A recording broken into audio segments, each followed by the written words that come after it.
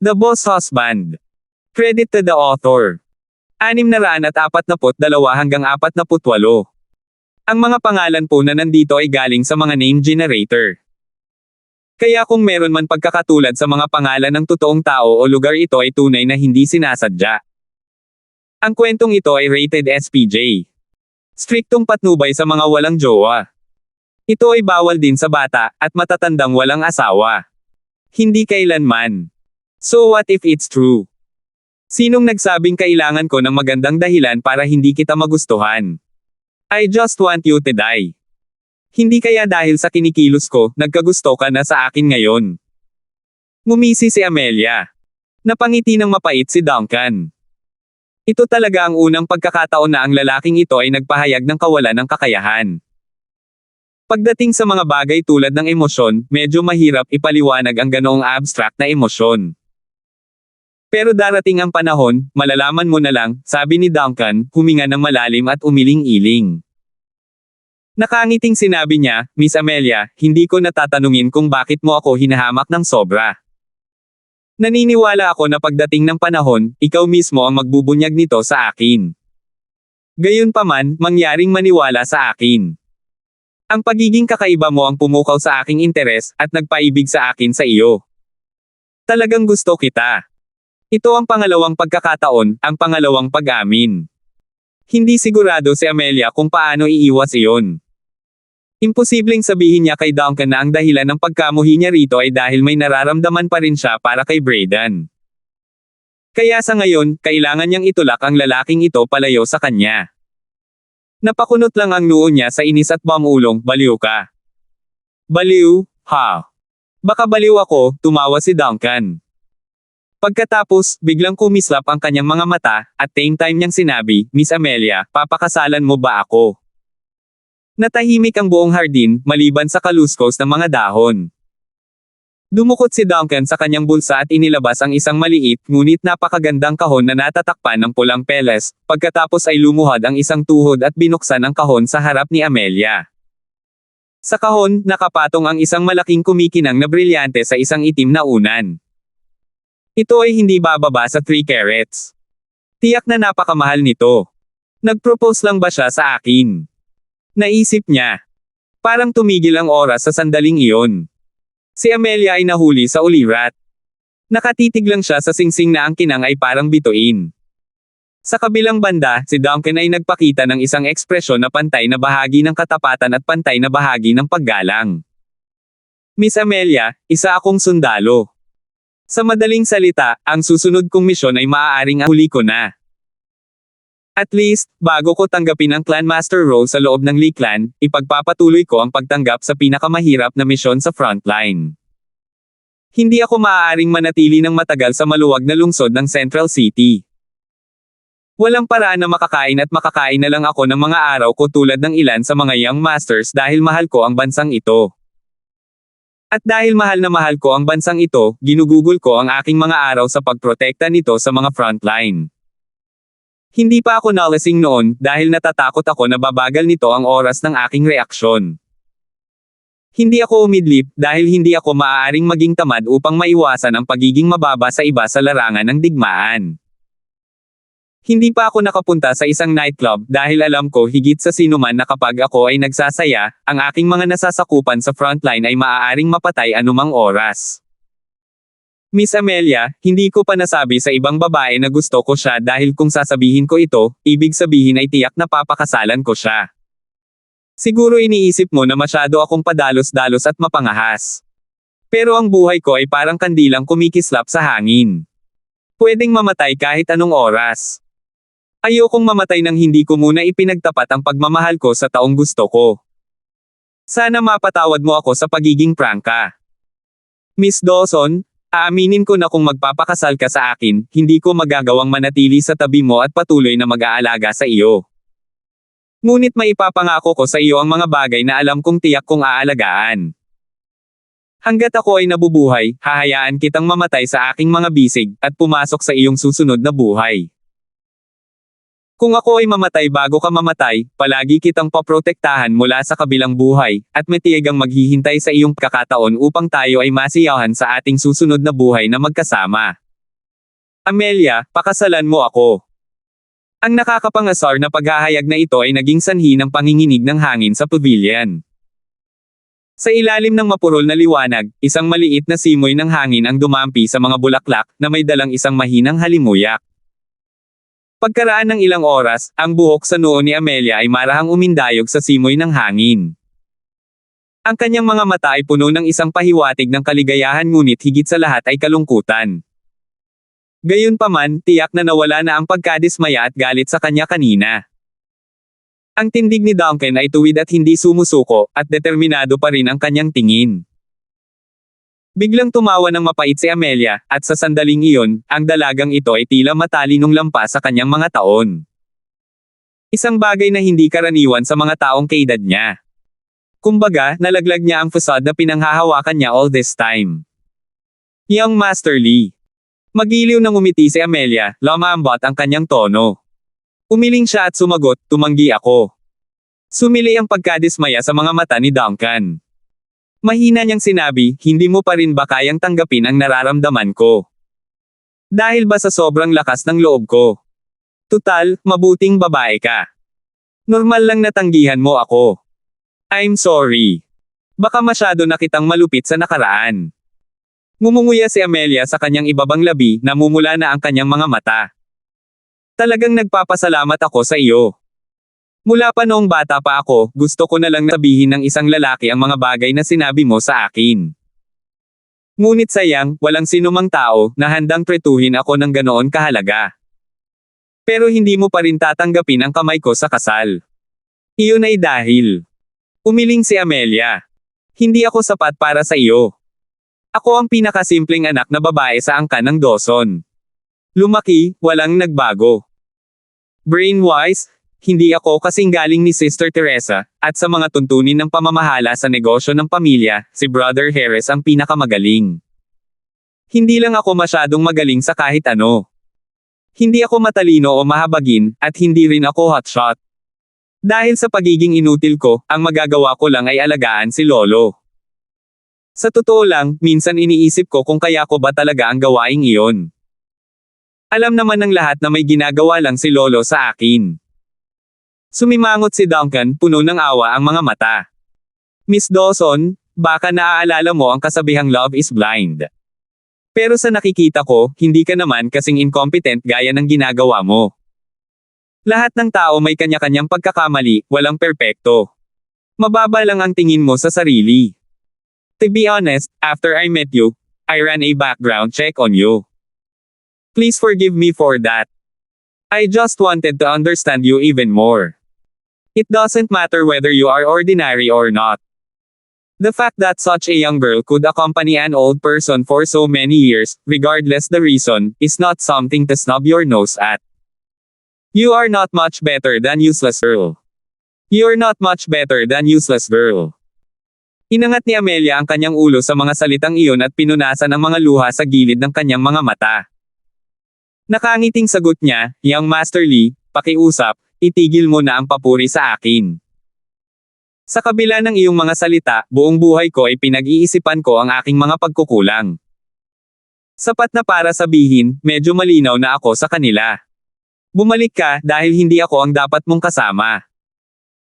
Nagawa mo ang aking araw sa pamamagitan ng pagbibigay sa akin ng isang matamis na sorpresa, ngunit ang singsing mo na iyon ay hindi mo ako susuotin sa susunod na buhay, kung maaari, kung maaari, kung maaari, kung maaari ay hindi mo ako susuotin. Time, baka sabihin kong oo, kung may susunod na buhay.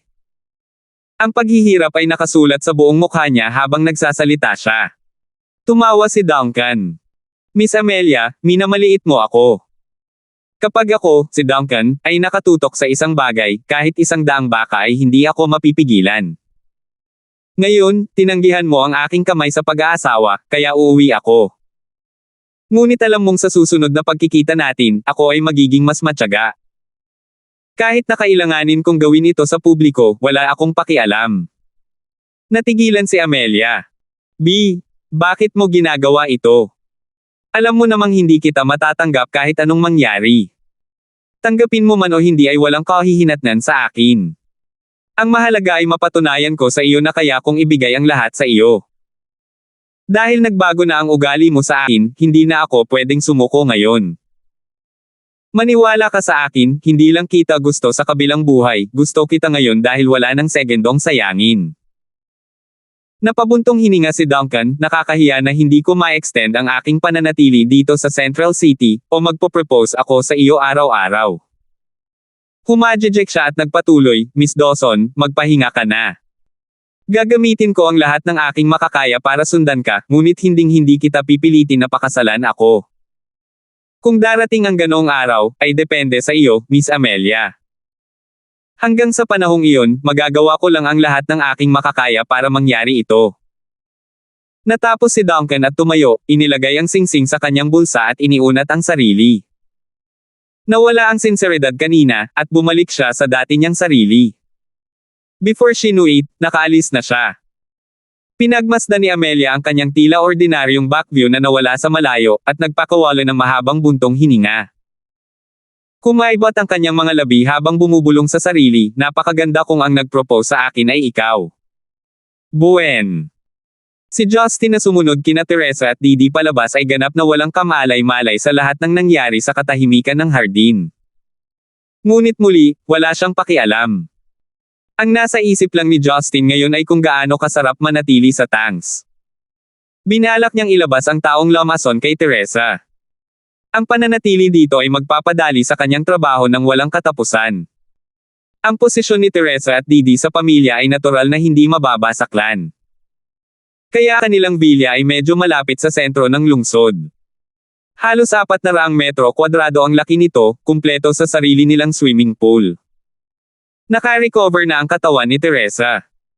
Dahil sa dugo ni Justin, mukhang mas bata pa siya kaysa dati, na parang nasa 20s. Habang nasa daan, hinawakan ni Didi ang kamay ng kanyang ina, nagdaldal palayo na parang magkapatid. Iniwan nito si Justin sa likuran na nakasunod sa kanila na parang isang awkward na third wheel. Nang makapasok na sila sa villa, itinuro ni Teresa ang pinakatimog na silid at sinabing, Justin, maaari kang manatili doon. Ang guest room ay nalinis na ng mga staff, kaya huwag mag-atubiling mag-ayos ng iyong sarili sa bahay. Tawagan lamang ang staff kung kailangan mo ng anuman at sila ang kukuha nito para sa iyo. Nang hindi hinintay ang tugon ni Justin, humajejek si Didi at sinabing, Nay, dahil walang ibang tao dito, dapat kayong dalawa ay matulog ng magkasama kung gusto ninyo. Hindi ninyo kailangang itago ito sa akin. Lalong lumalim ang pamumula ng mukha ni Teresa, pagkatapos ay inabot niya ito para ihampas si Didi sa kanyang likuran. Silly girl. Maglalakas loob ka pang magbiro tungkol sa nanay mo. Sinong katarantiduhan ang ibinubulalas mo? Natututo ka na ng mga hindi magandang bagay sa murang edad mo, talagang pervert ang isip mo. Huwag mong isiping adulto ka na. Paikot-ikot na nagbubuga ng ganitong klaseng kalokohan. Bawal ka ring matulog kasama si Kuya Oscar bago ang kasal. Nilabas lang ni Didi ang kanyang dila dito. Isang mungkahi lang. Bakit kailangan mong kaladkarin si Brother Oscar dito? Tsaka sa personalidad niya, kahit pumayag ako, malamang na mag-check out siya. Inilibot ni Teresa ang kanyang mga mata, nalilito kung ano ang gagawin sa kanyang anak na babae. Clearly, I've spoiled you too much. Be a good girl. Bumalik ka sa sarili mong kwarto at matulog. Si Didi ay gumawa ng nakakatawang mukha at bamulong, iniisip mo na ito ngunit ayaw mong sabihin ito ng iba ng malakas. Nang makitang sasampalin na naman siya ni Teresa, mabilis siyang tumakas patungo sa sarili niyang silid at isinara ang pinto ng malakas. Nakahinga ng maluwag si Teresa at ipinatong ang kanyang mga braso sa kanyang balakang. Lumingon siya kay Justin, para lang tumingin ito sa kanya na may kakaibang ekspresyon. Anong nangyayari sa iyo? Naramdaman ni Teresa na manhid ang kanyang katawan sa titig ni Justin. Hindi ito masyadong inisip ni Justin noong una, ngunit nang ipaalala ito ni Didi, pinaliwanag nito ang mga kislap sa kanya. Sa simula, interesado na siya kay Teresa, ngunit sunod-sunod na problema ang patuloy na lumalabas at pumapagitna sa kanila. Ngunit ngayon ay nasa kanila na ang buong villa. Ito ay isang kanlungan para sa kanya, Teresa, at ang babaeng iyon, si Didi ay hindi isang issue. Bukod pa rito, hindi pa niya nailalabas ang kanyang sexual na pagkabigo.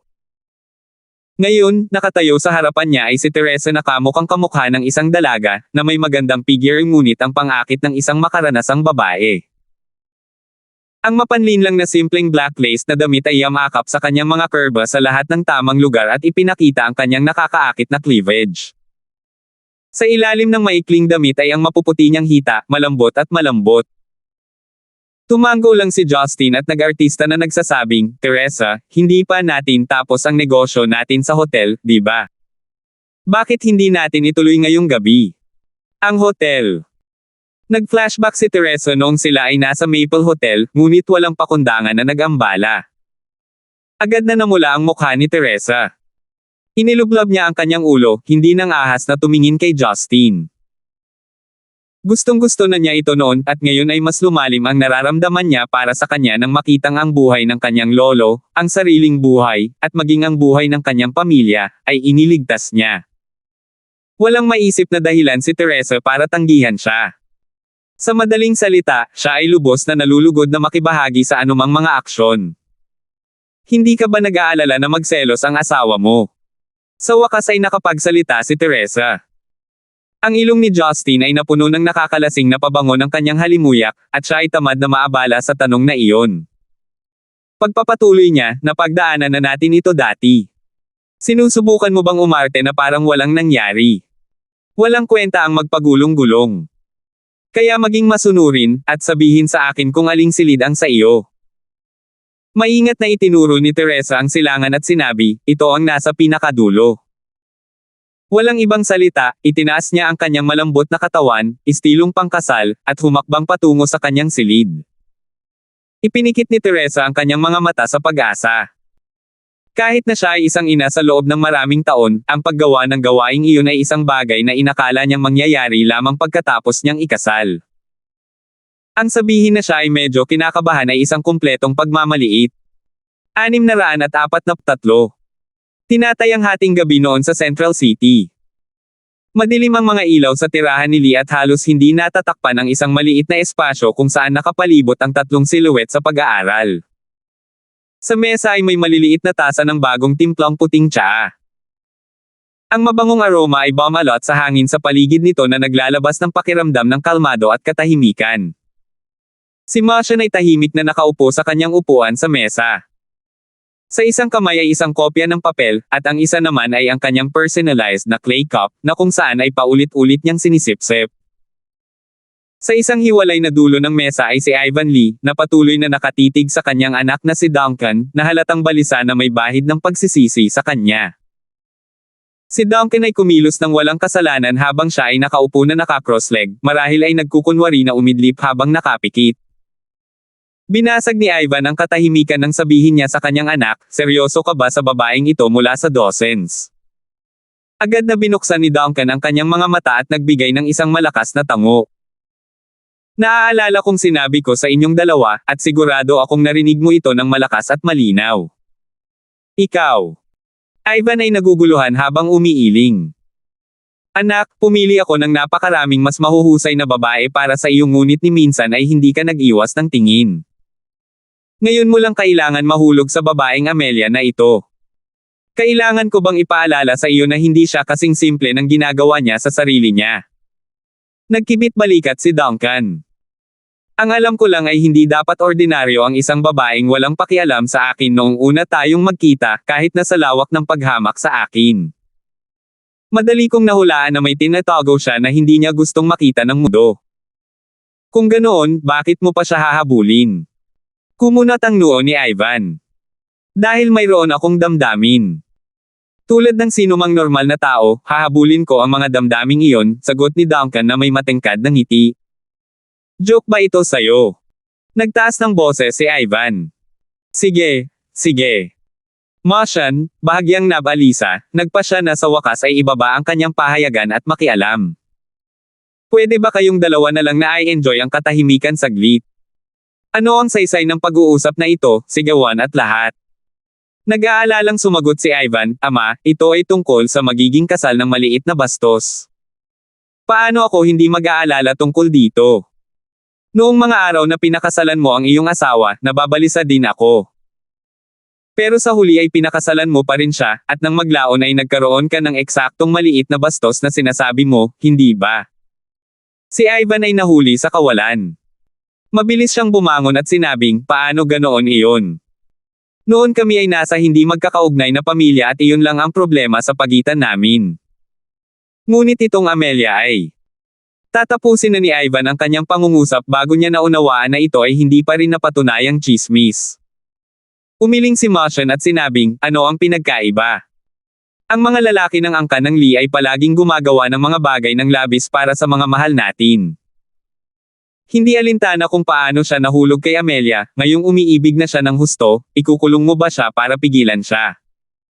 Tumawa ng malakas si Duncan. Tingnan mo, mas alam ng matanda. Sa alinmang paraan hindi mo ako maikukulong kahit na subukan mo. Huwag masyadong busog sa sarili mo. Ngumuso si Motion. Ang iyong love interest na si Amelia ay may background. Kahit na ito ay sekreto pa ngayon, masasabi ko sa iyo kung bakit siya galit na galit sa iyo. Hindi. Huwag. Itigil mo na. Mariing tinutulan ni Duncan ang ideya ng kanyang lolo, habang ipinaliwanag niya, ayokong malaman ang mga dahilan, o ang mga sekreto sa likod nito. Kapag dumating na ang oras na malaman ko ito, gusto kong marinig ito mula sa kanya. At saka, kung pareho kayong nagtago nito sa akin ng ganoon katagal, tiyak na wala itong kinalaman sa ating angkan. Kaya bakit ako mag-aalaga? Pagdating ng araw, huwag mo kaming sisihin kung bakit hindi kita binabalaan. Si Ivan ay malinaw na hindi mahilig sa sitwasyon. Come on dad. Whatever it is, siya pa rin ang kauna-unahang babae na nahuhulog sa anak mo. Baka maging manugang mo pa siya, kaya kailangan mo ba talagang isumpa siya ng ganito kalala? Nagmamaktol si Duncan. Daughter-in-law. Kung darating talaga ang araw na iyon na makukuha mo si Amelia bilang aking manugang, isinusumpa kong ipagwalang bahala ang lahat ng kanyang mga nakaraang gawa. Ngunit iyon ay kung kaya mo. Hindi ito binili ni Ivan. Maghintay ka lang. Kung bibisitahin ko siya araw-araw para hingin ang kamay niya, naniniwala akong darating ang araw na sa wakas ay tatanggapin niya ang proposal ko. Sawa na si Motion sa pagtatalo ng mag-ama. Bigla niyang pinutol ang usapan. Sige. Anong problema dito? Hindi na bata si Duncan hanggang kailan mo siya itatago sa kanyang mahigpit na tali. Sa wakas ay itinigil ni Ivan ang kanyang pagkabahala, na may malalim na pagsimangot ay hinawakan niya ang isa sa mga tasa ng tsaa at nilagok ang ilang tsaa. Lumingon si Motion kay Duncan. May duel ka kay Justin ngayon, hindi ba? Agad na muling nabuhayan ng loob si Duncan sa tanong, habang tuwang-tuwa siyang sumagot, Gramps, hulaan mo kung sino ang nanalo. Napabuntong hininga si Motion habang sumagot, kalokohan. Siyempre natalo ka. Hindi kailangan ng henyo para malaman ang bagay na iyon. Sok. Sobrang boring. Nalungkot si Duncan. To be honest, it was less of a duel but more like a child's playtime to him. Sa buong duel hindi man lang niya itinaas ang kanyang mga paa. Pinaglalaruan lang niya ako sa buong oras. Natural, sagot ni Motion na may misteryosong ngiti. Kasalukuyang si Justin ay naghahari sa lahat ng nilalang maliban sa isa. Ang iba sa atin ay walang magagawang masama sa kanya. Gumugol ka ng mas maraming oras sa kanya sa tuwing ikaw ay malaya na mapabuti ang iyong cultivation, o upang mapabuti ang relasyon sa pagitan ng Gibson at Lee clans. Ano man ang kaso, ito ay magiging kapaki-pakinabang sa atin. Humikab si Duncan. Magiging problema sa sarili na asahan na babalik si Justin sa angkan ng Yang. Ngunit hindi ko iniisip ang lahat ng iyon. Siya ay isang mabait na tao, nang walang lahat ng dalawang mukha na kalokohan. I-treat ko siya sa isa pang pagkain sa noodle stall pagkatapos. Kailangan kong itabi ang natitira kong pera para mabili si Amelia ng ilang mga regalo. Sa pagsasalita tungkol sa kung saan, ang batang babae ay pupuntahan ko, pagkatapos nito, mas maraming baon. Lumabas ka. Kahit nasa dulo ng Tagsibol, ang panahon sa Central City ay malamig pa rin. Ang mga sinag ng umaga ay sumikat sa mga sliding door papunta sa kayumangging oak na sahig na lumilikha ng pakiramdam ng init at sarap. Sa maluwag na king-size na kama ay isang napakarilag na figure ng babae na mahigpit na niyakap ng isang matipunong lalaki. Ang mahaba at mapang-akit niyang mga binti ay kumalat sa mga hita ng lalaki. Ang tanging bagay na nagpapanatili sa natitirang bahagi ng kanyang malambot na balat mula sa hangin ng umaga ay isang brown na linan na kumot. Ang kanyang maitim na buhok ay nanlilisik sa gilid ng unan, itinago ang kalahati ng kanyang nakakabighaning mukha. Ang tanging makikita ay isang pares ng malambot at kulay rosas na pisngi. Habang unti-unting sumisikat ang araw, pilit na idinilat ng lalaki ang kanyang mga mata. And with that salivating mouth of his, he cracked a proud grin. Pagbaba ng kanyang ulo, nakita niya ang napakarilag na dilag na natutulog sa kanyang mga bisig. Ang focus ni Justin ay unti-unting bumaba sa kanyang cleavage. Nabighani siya sa hindi kapani-paniwalang lalim nito na nabuo sa mga curve ng kanyang malambot at mapang-akit na mga suso. Ang hubot-hubad na bahagi ng kanyang katawan ay nakadikit ng mahigpit sa kanya na nagpasimula ng isang masayang pakiramdam sa kanyang katawan. Sariwa pa rin sa kanyang isipan ang pag-iisip na sila ay nagtatrabaho ng walang pagod sa kama hanggang sa madaling araw. Ang pag-iisip tungkol dito ay ginawa lamang ang kanyang pananabik para sa higit pa. Ngunit si Teresa ay hindi pa rin sanay sa kanyang karanasan. At kung hindi dahil sa kanyang endless resolve restoration scripture treatment sa kanya, hinding-hindi siya tatagal hanggang hating gabi. Ang kanyang balat ay napakalambot at malambot kahit na para sa maraming kababaihan na mas bata sa kanya. Ang kanyang katawan ay nasa tuktok ng pagkababae, accentuating kanyang curves. Naiisip lamang ni Justin ang Queen of Wales, si Catherine, na maaaring ilagay sa parehong dulo ng spectrum. Ngunit ang oriental na pang-akit ni Teresa ay kakaiba sa isang madamdamin na western charm tulad ng kay Catherine. Ang mga lalaki ay kadalasang itinuturing na mga sexual na nilalang. Ano man ang maaaring maging kahihinatnan, kapag dumating ang pagnanasa, wala nang iba pang mahalaga. Tila nagkaroon ng magandang panaginip si Teresa, habang inangat niya ang kanyang ulo at binigyan siya ng isang nakakaakit na ngiti.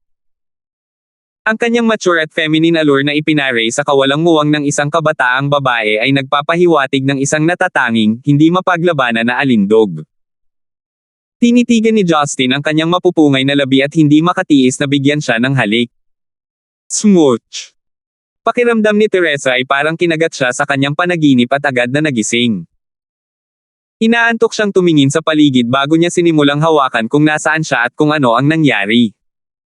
Hindi siya nahiya sa kanyang kasalukuyang posisyon o sa mga nangyari. Kung tutuusin, matagal na niyang iniwan ang mga kabataang iyon. Siya na ngayon ay isang mas may kumpiyansa na tao, hindi banggitin ang sigla na natuklasan niya kamakailan na mayroon siya. Siya ay hindi masyadong nag-aalala tungkol sa pagpapabiye sa kanyang batang kasintahan ngayon. Matapos magnakaw ng halik ni Justin, inangat niya ang kanyang ulo at muling hinalikan siya. Nakatulog ka ba ng maayos? Niyakap siya ni Justin bago malumanay na nagtanong. Hindi ako sigurado kung kailan ako nakatulog, ngunit ang paggising dito ay tiyak na parang panaginip. Pumikit si Teresa habang mahinahong sumagot. Nagtataka si Justin sa kanyang sagot. Bakit panaginip? Dahil napakasarap sa pakiramdam na maging totoo. Nanahimik si Justin, hindi siya sigurado kung ano ang ibig niyang sabihin. Maaaring masyadong mababa ang kanyang mga kinakailangan, o sinasamantala lang siya nito. Justin. Halos hindi na nagising si Teresa habang pilit niyang ibinoko ang kanyang mga talukap. Namiss kita. Nalito si Justin. Ngunit nandito ako, ano ang dapat makaligtaan? Kahit na nasa tabi kita, namimiss pa rin kita. Talagang gusto ko. Niyakap ni Teresa si Justin ng mahigpit sa baywang. Wala akong pakialam kung pagtawanan mo ako. Ngunit araw-araw mula nang ipanganak ko si Didi, lagi kong inaasam ang araw na sa wakas ay makakatagpo ako ng lalaking may gusto sa akin, at magising sa kanyang yakap. Kahit na lagi kong sinasabi kay Lolo na ayaw kong magpakasal, na maaari kong tumira na lang kasama ang aking anak na babae at ang aking kapatid na lalaki, sinasabi ko iyon sa kanya para lang matigil ang kanyang pag-aalala. Marahang tinapik ni Justin si Teresa sa kanyang balikat. Alam mo, gusto ko talagang matuno sa iyong pagkatao.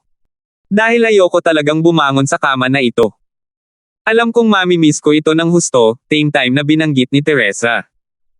Tumawa ng mahina si Justin. Bakit parang nakakatakot?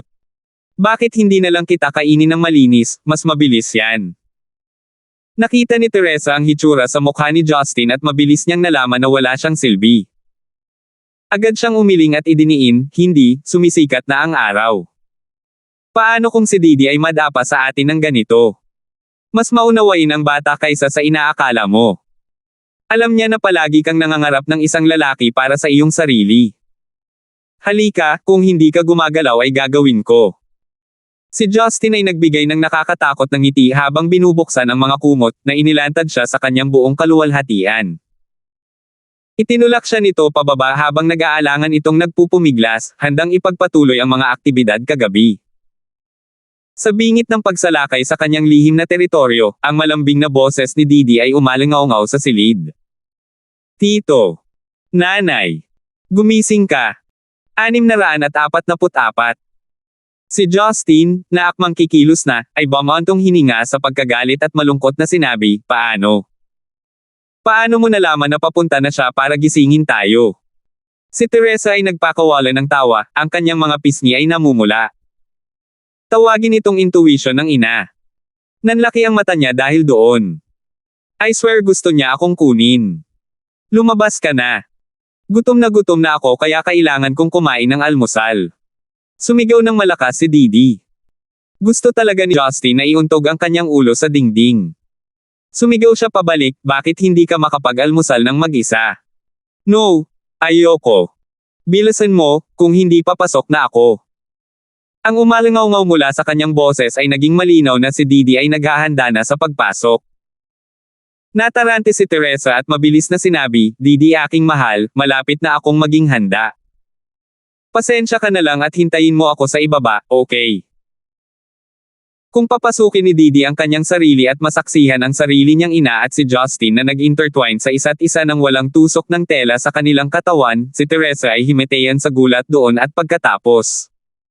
Sa ganitong sitwasyon, si Justin ay walang magawa. Kinailangan ni Teresa na magkaroon ng ilang dignidad kapag kaharap ang kanyang anak na babae. Dahil dito, wala siyang pagpipilian kundi kumilos at sundan si Teresa sa suit. Nang sa wakas ay bumaba na sila, sinalubong sila ng isang pagkain na maselang inihanda ng mga tauhan mula sa angkan ng Dawson. Nakaupo sa yulunan ng hapag-kainan si Didi, na may steamed bun sa isang kamay at isang kutsara para sa kanyang soy milk sa isa pa. Nakangiting nakasimangot, sinabi ni Didi, Nanay, hindi ko alam na kaya mong sumigaw ng napakalakas. Tila kagabi ay napatunayang hindi. Napaka-komportable ba? Si Teresa ay uupo na. Ang kanyang mga pisngi ay namula sa galit sa mga salitang iyon at inabot niya upang kurutin ang mga pisngi ni Didi. Ikaw walang utang na loob na bata. Nakikinig ka sa amin. Hindi pwede. Ang kanyang mga pisngi ay nasalakay pa rin laban sa kanyang kalooban kaya ang ilan sa kanyang mga salita ay lumabas na hindi malinaw at hindi malinaw. Kasalanan mo kung sumigaw ka ng napakalakas. Hindi man lang ako makatulog kagabi. See these eye bags. Huwag kang maglakas loob na magsalita ng isa pang salita kung alam mo kung ano ang makakabuti para sa iyo, binibini. Sige, sige. Titigil na ako sa pagsasalita. Parang bata si Didi. Nakita ni Justin na medyo paile ang kanilang pag-uusap. Iginiit ng isa na lahat sila ay nasa hustong gulang na ngunit hindi pa rin tumitigil sa pag-arte na wala pa sa gulang at pagsasabi ng mga maruruming bagay. Samantalang ang isa naman ay halatang sinusubukang maglagay ng mahigpit at pagiging ina ngunit patuloy na nakikipagtalo sa sarili niyang anak na parang bata. Ang almusal dito ay isang mas nakaka-relax na gawain. Naghihintay pa rin si Justin sa pagdating ni Karina sa Central City. Ngunit hindi na niya kailangang magmadali sa kanyang opisina nang hindi man lang mabilis na kumain gaya ng madalas niyang gawin noon. Nililibang pa rin ni Didi ang kanyang ika-unang steamed bun nang sabihin niya sa isang subo ng pagkain, nakakahiya na napakabata mo pa para maging ama ko. Kung hindi, ginusto ko na maging maayos tayong pamilya. Sa bilis ng pagpunta ni Didi, ang mga pisngi ng kanyang ina ay permanenteng mabahira ng matingkad na pulang kulay ng pula. Tumigil ka na sa pagsasalita, sabi ni Teresa na may masamang tingin sa kanyang anak. It's the truth. Bakit parang nahihiya ka? Casual niyang sagot. Pinitik ni Justin ang noo ni Didi at inikat ang kanyang mga mata. Hindi pa nga ako nakakapagdesisyon kung gugustuhin kong maging anak ko ang isang napakagulong babae. Pero kahit papaano, nagtagumpay ka na sa pag-iinis sa akin hanggang sa puntong hindi na ako magdadalawang isip na ibigay sa iyo ang pag-aampon. Inaalagaan ang kanyang masakit na noo, humirit si Didi, Mom, binubuli ako ni Uncle. Pasimpleng tumalikod ang nasabing ina at hindi pinansin ang mga kalokohan ng kanyang anak.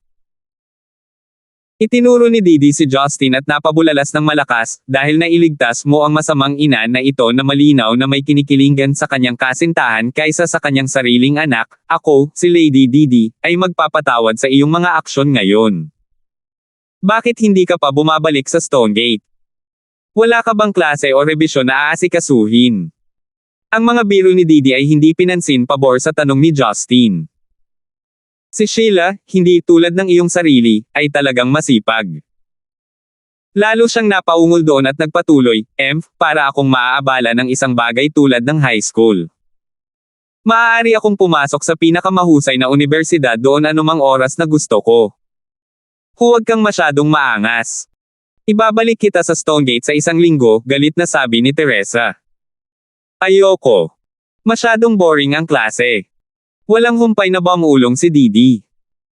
Biglang pinandilatan siya ni Teresa, hininaan ang kanyang boses at nagbanta, gusto mo bang i-freeze ko ang iyong bank account? Sa pagbanggit ng kanyang bank account na nagyelo, si Didi ay bumagsak ang kanyang katawan sa pagkatalo. Maamo siyang bumalik sa pagkain ng kanyang almusal. Namangha si Justin. Kaya ganito mo dinidisiplina ang mayaman at may pribilehiyong mga bata. Sa halip na gumamit ng dahas, maaari mo silang takutin gamit ang pananalapi. Ito ang ultimate trump card. Kung magkakaroon man ako ng mga anak, hihilahin din ba ni Marian ang card na ito?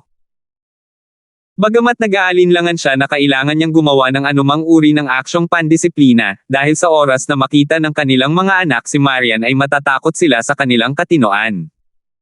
Sa pag-iisip ng mga bata, bumantong hininga si Justin. Hindi rin niya maintindihan kung ano ang mali sa kanyang katawan. Nagulo ba ng banal na liwanag ang natural na chemistry ng kanyang katawan at naging sanhi ng kanyang pagkabaog? Noong nakaraan, hindi niya talaga pinag-isipan ang ideya ng pagkakaroon ng mga anak. Ngunit ngayong mayroon na siyang maayos na pamilya at nakita na niya ang makainang mukha ni Teresa, nagliwanag ito ng kislap ng pag-asa sa loob niya. Pinag-iisipan pa niya kung bibisita o hindi ang angkan ng Gibson at makipagkita kay Sonny Ang para magtanong ng ilang katanungan na mayroon siya dahil nandito na siya sa Central City. Sa ngayon, ang tanging taong kilala niya na makapagbibigay sa kanya ng ilang pananaw sa bagay na ito ay ang misteryosong babaeng iyon. Noon lang, nag-vibrate ang telepono ni Justin. Kinuha niya ito at nakita ang numero ni Oliver na kumikislap sa screen. Mula nang mangyari ang insidente kay Gary, lumala ang relasyon nila ni Oliver. It got so bad to the point na hindi na sila magkausap. Sa pag-iisip, baka may importante siyang sasabihin. Isip ni Justin. Kung tutuusin, ang lalaki ay ama ni Melinda. Ang pagwawalang bahala sa kanya magpakailanman ay hindi isang opsyon kahit na ito ay isang napakaakit. Bienan, ang ganda mong tumawag ng maaga sa umaga, magalang na sabi ni Justin. Napabuntong hininga si Oliver, cut the crap. Alam kong wala kang pakialam sa akin. Gayunpaman, sa ngalan ni Melinda, hindi ako tumatawag para kunin ka. Alam kong nasa Central City ka, at malamang na sinabi sa iyo ni Melinda na nandito rin ako.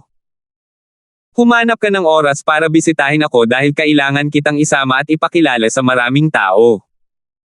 Dahil si Melinda ang nagsabi kay Oliver, nahulaan ni Justin na malamang na gusto niyang ayusin nila ang mga bagay-bagay. Sa kasamaang palad, hindi niya alam na ang kanyang mga pagsisikap ay magiging walang kabuluhan. Si Justin ay masyadong tamad na magtanong kung sino ang kanyang makikilala. Kaya't sinabi niya sa isang pinutol na tono, libre ang aking schedule para sa susunod na mga araw. Magpadala lang ng sasakyan para sunduin ako. Ibibigay ko sa iyo ang address. Nakakahiya. Dumating ka sa Central City at wala kang dalang sasakyan, parang bata na sagot ni Oliver, pinipili ang isang maliit na bagay. Tumawa lang si Justin saka tinapos ang tawag. Si Teresa ay tumingin ng kakaiba sa kanya, at sinabing, sinong ama ng magandang babae iyon? Sa pagkakaalam ko, si Marian ay walang ama. Dumadaloy ang selos sa boses niya. Hindi naman sa wala siya, sadyang walang lakas ng loob na kilalanin siya ni Premier Ning. Naisip niya. Sa halip, sumagot siya, iyon ang ama ni Melinda. Ang pangalan niya ay Lysander Oliver.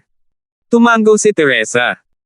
Kamakailan ko lang nalaman na ang ama ni Melinda ay si Oliver. Ang lalaking nag-iisang nagpapatakbo ng pinakamalaking sindikato sa Central City. Hindi ako makapaniwala na may ganoon kalapit na relasyon sa underworld ng Stonegate at Central City.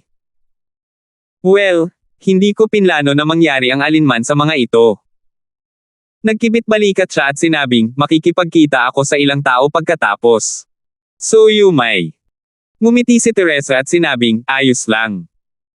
Kailangan kong dalhin si Didi para makipagkita sa ilang kamag-anak dahil matagal na siyang hindi nakabalik sa Central City. Ang buong pagkabigo ng pagkalason sa akin ay nag-iwan sa amin ng walang oras upang gawin ang aming round of greetings. Ngumisi si Didi doon at gumawa ng kilos sa kanyang pisngi. Tito, ikaw ang pinakamakapalang balat na pervert na nakilala ko. Hindi ka ba nahihiya? Kung saan kinuha ni Justin ang isang steamed bun at pinalamanan ito sa kanyang bibig na iniwang literal na tulala si Didi. Malapit na ang takdang oras para sunduin siya ni Oliver. Lumabas siya ng tirahan ng Dawson at tumayo sa gilid ng kalsada.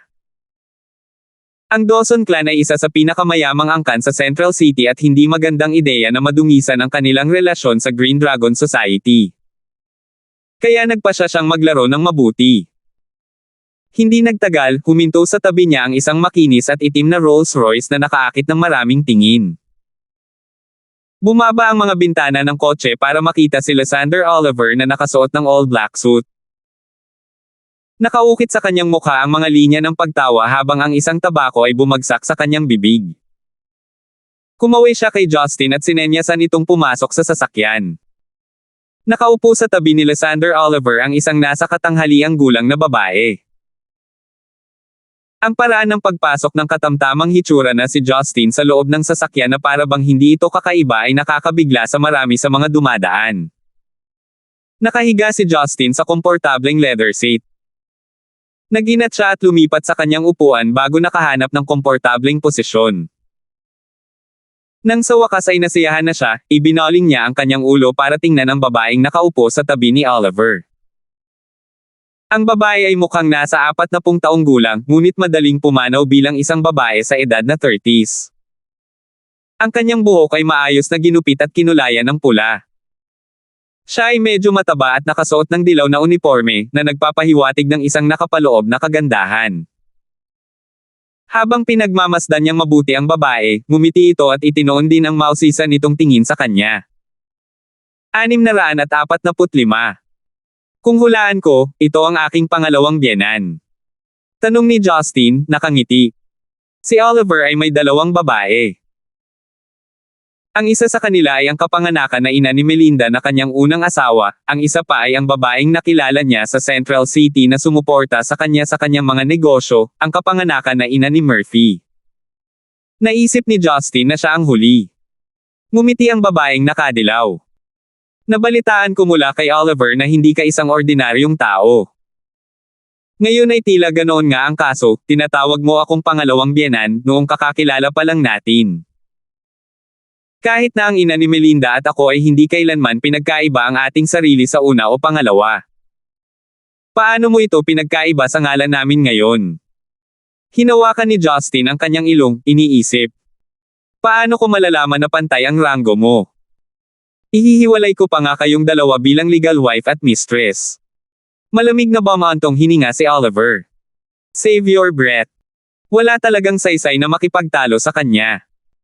May sinasabi siya pero iba ang ginagawa niya. Kinausap kanya ng maayos, pero kapag naliligaw ang mga bagay-bagay, wala siyang pakialam sa mga relasyon. Inilibot ni Justin ang kanyang mga mata sa taong ito.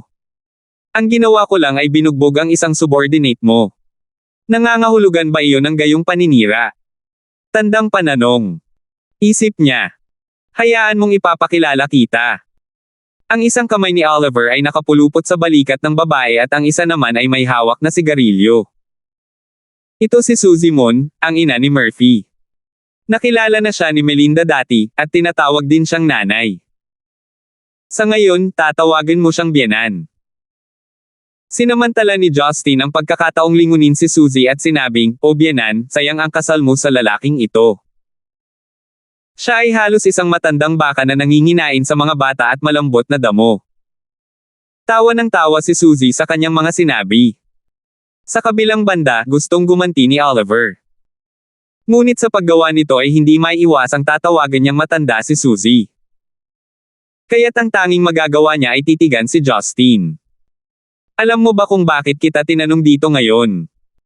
Sa wakas ay sinabi ni Oliver pagkatapos ng maikling palitan.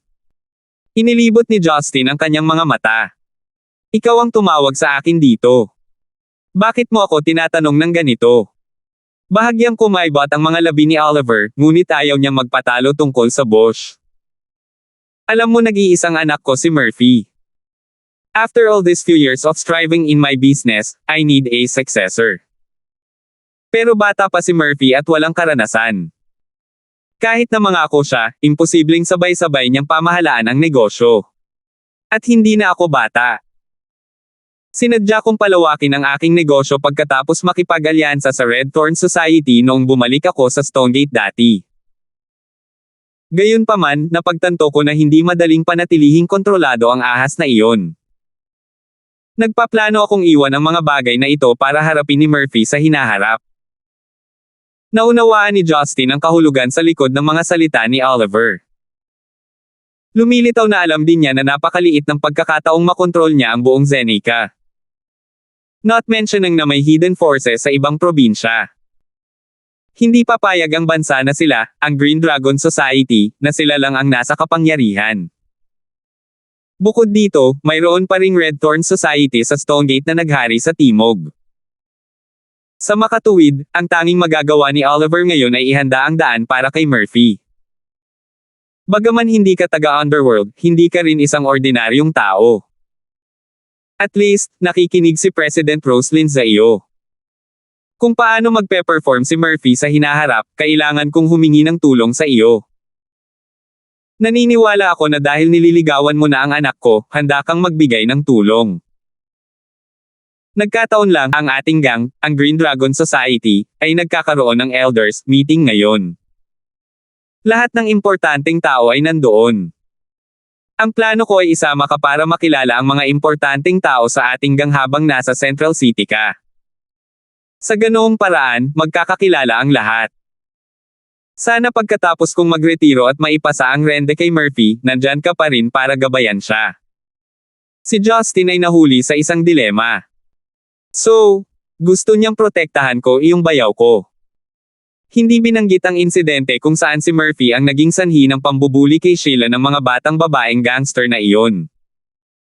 Gayon din, ang Green Dragon Society ay nakabase sa Central City. Inaasahan ba niya na bibisita ako sa lugar na ito paminsan-minsan?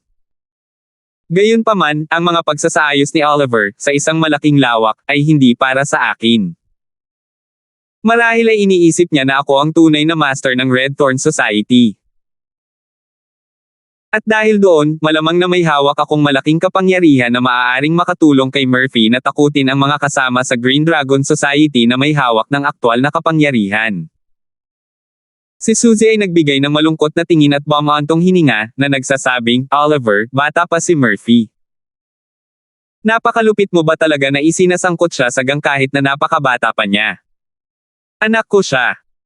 Dahil ayaw niyang pumasok sa paaralan, ito na lang ang natitirang ruta para sa kanya." Binaliwala ni Oliver ang presensya ni Justin at hinawakan ang kamay ni Suzy, at sinabing, "Kapag nagretiro na ako, dapat mo ring gawin iyon. Sinusundan mo ako kahit saan sa buong mga taon ng pagsusumikap na ito. Alam kong hindi rin ito naging madali para sa iyo. Dapat nating gugulin ang natirang kalahati ng ating buhay na magkasama." Ngumiti ng mapait si Suzy. Siya ay sumuko sa pagsisikap na akitin siya. Sa pakikinig sa buong pag-uusap na ito mula sa isang tabi, naramdaman ni Justin na bagamat ang mga pag-uugali ni Oliver ay hindi gaanong kapuri-puri, hindi bababa sa kanyang mga alalahanin para sa kanyang mga anak ay tunay. Pero curious din siyang nagtanong, may posisyon din ba sa gang ang second mother-in-law? Ngumiti si Suzy. Noong una, nagmamay-ari ako ng bar sa Central City. Ngunit kalaunan ay ibinigay ko ang buhay na iyon para ituloy ang isang ito pagkatapos kong makilala si Oliver. Kami ng biyenan mo ang nagtatag ng pundasyon ng Green Dragon Society. Pagkatapos noon, ako ang pangunahing namamahala sa internal affairs at logistics. Maaari akong ituring bilang isang hallmaster. Tumango si Justin habang nag-iisip. Hindi nakakagulat na ang kapwa Murphy ay hindi mapakali. Baka kasi hindi lang ordinaryong babae ang nanay niya. Halos 1 oras ang biyahe bago sila tuluyang nakarating sa kanilang destinasyon. Isa itong holiday resort na may disenyong istilong hardin. Madaling matukoy kung kanino ito kabilang sa pangalan, Green Dragon International Holiday Resort. Nagmaneho sila hanggang sa gitnang bahagi ng holiday resort, kung saan nakatayo ang isang 3 palapag na baroque-style na bungalow sa tabi ng isang man-made lake. Binati sila ng ilang staff, at sinundan ni Justin sina Oliver at Suzy habang mabagal silang naglalakad papunta sa main hall ng gusali. Sa pagpasok, napansin niya na ang gusali ay binubuo ng parehong banquet hall at meeting hall sa isang lugar. Marami ng mga lalaking nakasot at mga babae na nakagaganda ang mga damit na naghihintay sa banquet hall. Mas tumpak na ilarawan sila bilang isang malaking kumpanya na nagnenegosyo sa underworld kaysa sa isang underworld gang. Kapag pumasok sina Oliver at Suzy sa bulwagan, lahat ay lalapit upang batiin sila. Karamihan sa kanila ay nagpakita ng magkahalong tingin ng paggalang at takot kay Oliver. Pagkatapos ng lahat, siya ang nag-iisang nagtatag ng Green Dragon Society. Sa kabilang banda, nang ang lahat ay itinoon ang kanilang mga tingin kay Justin, sila ay bahagyang nataranta. Ngunit dahil dumating siya kasama si Oliver, walang nang-ahas na magtanong. Dahil dumating na si Oliver, maaaring opisyal na simula ng pulong ng mga matatanda ng Green Dragon Society ang pulong. Naghanda sila para sa isang pulong na tatagal ng 1 buong araw. Umupo silang lahat sa paligid ng isang napakalaking oval meeting table. Si Oliver ay nakaupo sa pangunahing upuan, samantalang si Suzy, na asawa ng presidente pati na rin ang isa sa mga hallmaster, ay nakaupo sa kanyang kaliwa. Malamang, siya ang pangalawa sa utos. Isang posisyon na mas mataas kaysa sa inakala ni Justin sa kanya. Nag-iisip si Justin kung saan siya uupo nang may lumapit sa kanya na lalaki, neutral na nagsabi, maaari kang umupo sa likod ng presidente. Parang pamilyar kay Justin ang boses. Inangat niya ang ulo niya at bahagyang nagulat. Hindi ba't ang lalaking ito na may malambot at maputi na balat ay nakatayo sa harap ng kanyang mga mata ang mismong taong binugbog niya at ipinadala sa istasyon ng pulisya noon, si Gary. Sa pamamagitan ng karapatan, itong Gary ay dapat na naghahatid ng sentensya sa bilangguan ngayon. Paano siya nakatakas sa Central City? Dahil sa personalidad ni Karina, hindi siya madaling palayain ang mga nahuli niyang kriminal. Sa sandaling ito, tumalikod si Oliver at kinausap si Justin sa mataimtim na tinig, ako ang nagsisigurong makalaya si Gary mula sa bilangguan. Ano man ang mga naging alitan mo sa kanya, siya pa rin ang aking kanang kamay. Dahil tinuruan mo na siya ng leksyon noon, huwag nang kumapit pa at hayaan mo na lang ito. Magsisimula na kaming lahat. Umupo na kaming lahat. Kumunat ang noo ni Justin. Hindi niya inaasahan na gagawa pa rin si Oliver ng paraan para palayain si Gary. Hindi siya partikular na nag-aalala sa mga katulad ni Gary, ngunit ang kakaibang pag-uugali ni Gary ay malinaw na nagpahayag ng kanyang galit kay Justin. Napatingin si Suzy kay Gary, pagkatapos ay kay Justin. May masalimuot na tingin sa kanyang mga mata, ngunit wala siyang sinabi. Pagkaraan ng ilang sandali, sumenya si Oliver para sa lahat na tumira. Seryosong mukha, sinimulan niya ang kanyang pagsasalita. Sa pulong ng mga matatanda ngayon, may ilang mahahalagang bagay na nais kong talakayin. Naniniwala ako na ang lahat ay naabisuhan tungkol dito bago ang pulong na ito ay tinawag. Ngunit bago tumungo sa mahahalagang bagay, nais kong ipakilala sa iyo ang isang binata. Lumingon si Oliver at itinuro si Justin, senyales na tumayo siya. Pagkatapos ay sinabi niya, ito si Justin. Siya ang aking manugang. Marahil marami sa inyo ang nakarinig ng kanyang pangalan. Tama, siya ay masasabing may malalim na koneksyon sa Red Thorn Society sa Stonegate. Kasabay nito, ang lahat ng mga hallmasters at head sa hall ay nagsimulang magbulungan sa isa't isa, binaril ang mga kakaibang titig kay Justin. Ang pagiging mas mataas na ranggo ng mga tao sa lipunan ay nagbigay sa kanila ng akses sa impormasyong hindi madaling makuha para sa publiko. Malinaw, hindi nila inaasahan na ang rumored mastermind sa likod ng Red Thorn Society ay magiging isang ordinaryong binata. Medyo awkward ang pakiramdam ni Justin. Nalaman niyang tinititigan siya na para bang isa siyang hayop. Tumayo siya saglit saka mabilis na umupo ulit. Pagkatapos ng kanyang pagpapakilala, nagpatuloy si Oliver, ang dahilan kung bakit ko hinayaang lumahok si Gibson Chan sa pagpupulong ngayon ay dahil kasangkot din siya sa kung ano ang aking ipahayag. Sa puntong ito, sinadya ni Oliver ang kanyang mga salita. Pinagmasdan niya ang lahat ng tao sa hall gamit ang kanyang mga mata, tinitiyak na lahat sila ay nakikinig, bago muling nagpatuloy, noong nakaraang paglalakbay ko sa Stonegate sa pagsisikap na palawakin ang aming teritoryo sa timog, napagtanto ko na halos 30 taon na akong nakikipaglaban sa rutang ito. Hindi na ako ang binata na dati. At maraming kabataan sa labas na mas matatag ako. Kaya, napagpasyahan ko na pagkatapos ng pulong ng matatandang ito, opisyal kong ililipat ang aking autoridad sa aking anak, si Murphy. Naghiyawan ng mga tao nang marinig ang kanyang mga salita. Ang ilang mga hallmasters na mas malapit sa kanya ay nagmamadaling nag-alok ng kanilang mga salita ng payo. Presidente, pinagmamasdan naming mabuti ang paglaki ni Murphy. Siya nga ang may kailangan para magpatuloy sa rutang ito. Pero napakabata pa niya, bata pa siya, paano niya gagampanan ang mga tungkulin ng isang presidente? Sinabi ni Oliver, syempre hindi ko agad gagawing presidente si Murphy. Nandyan pa rin ako para gabayan siya ng madalas hanggat maaari. At saka, suportado mo siya. Para naman sa kaligtasan ng aming gang pagkatapos ng aking pagre-retiro, balak kong bigyan kami ng tulong sa aming kaalyado, Red Thorn Society. Ito rin ang dahilan kung bakit hinayaan kong lumahok si Justin sa aming pagpupulong ngayon. Si Justin ay ang aking manugang, at isa ring bayaw ni Murphy. Siya ay isa sa atin. Ibig sabihin, ang Red Thorn Society ay tiyak na tatayo sa ating panig. Kahit na ako ay magretiro, naniniwala akong walang ibang grupo ang maglalakas loob na hamanin kaming dalawa ng Green Dragon Society at Red Thorn Society. Si Justin na nakaupo sa likuran niya ay napaawang ang kanyang mga labi, nag-iisip. Ang biyena na ito ay dalubhasa sa pagbubuga ng kalokohan. Hindi man lang ako nagkakaroon ng pagkakataong sabihin ang aking salita, ngunit nagsalita na siya para sa akin. At saka, anong panahon na tayo ngayon? Hindi man lang siya nagpapakita ng anumang senyales ng demokrasya, pero itinalaga niya ang sarili niyang anak bilang paparating na pangulo. Ang kanyang mga paraan ng pagpapatakbo ay hindi naaangkop at walang konsiderasyon sa pagsasabi ng hindi bababasa.